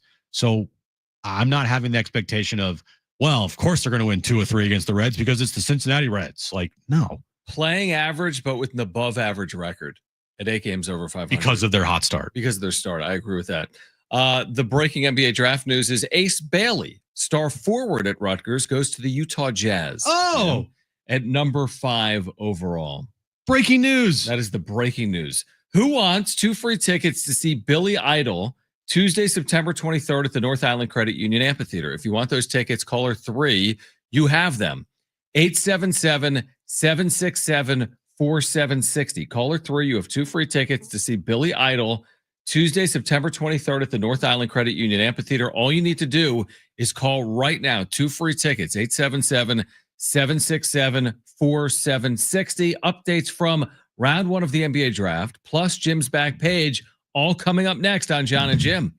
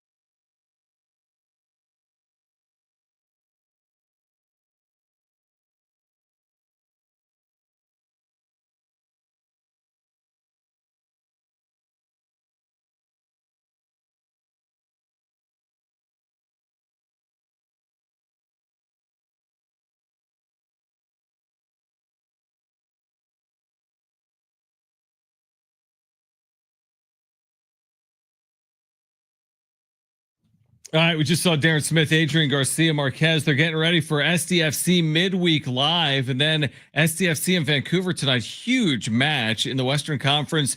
You can hear it live. Pre-match at 7. SDFC midweek live at 6. Right here on San Diego Sports 760. This is it's for a lot of marbles. Not really, but it's a big match. It's a big match. I wasn't going to say it's for a lot of marbles because because season on the line. No, definitely not season on the line. But when you look at the standings in the Western Conference, John, right now Vancouver on top of the West with 35 total points. San Diego FC 33 points. So tonight, if SDFC can pull off a win on the road, pick up 3 points, guess what? They are in first place in the Western Conference. That's amazing. So that would be amazing. This is a huge game tonight. Now there are a lot of players missing out of this game, but great opportunity for SDFC to kind of really cement their name and their team as one of the best in MLS right now if they can pick up a win on the road. Crazy. We were talking playoffs a handful of matches in. Now we're talking about first place in the Western Conference. This is the 19th match of the year for San Diego FC. They'll play 34 in the regular season, trying to get to the postseason in year number 1. And think about this. So if you look at the standings, all right, San Jose, Colorado, those are the 8-9 matchups. Okay. So 8-9, they qualify for the MLS Cup playoffs. They're wild card matches. So it's like the NBA playing. A little bit. They have 23 points, San Jose, and 22 points for Colorado. So you're 10 points ahead of the 8 and 9 seed. If you can just hold your own here, you're in good shape. You are definitely in the postseason. I mean, that is just an amazing accomplishment in itself. Expansion team doing everything on the fly. Everything's a million miles an hour. Team comes together like a few weeks before the year. And they're one of the best teams in MLS. Yeah, forget about the playoffs for a second. I mean, they could absolutely be one of the top seeds or have one of the best records overall in Major League Soccer. And they have 3 MLS All-Stars this year, as I've been saying during the updates. Yepi, Chucky, and Anders Dreyer. Yeah, it's an amazing accomplishment. They've had an incredible year, and a lot of our listeners have seen it play out at Snapdragon Stadium. Before we get to the back page, we have to bring our listeners the Washington Wizards pick. We have to. We have to. At number 6 overall, Trey Johnson. We have to let them know whose career is now over. Right. Trey Johnson, guard from Texas. Why do we have to do it? He had a great year. Is going to the Wizards. Why? That's how it works. There's a draft. Oh. So he doesn't get to choose, but he will be going to the Wizards. Are you being sarcastic? Like this is an awful pick or? No, Trey Johnson's a great player. Okay. Yeah, he's a great player.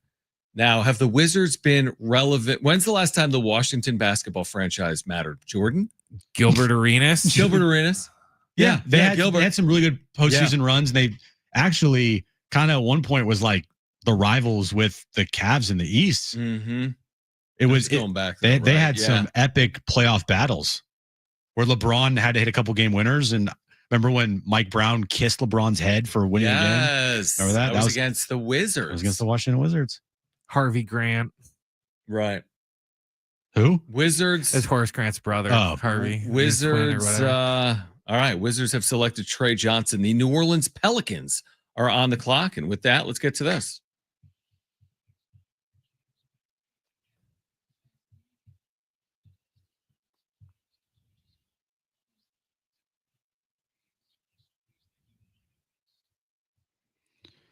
An amber fossil, John, has been discovered by scientists.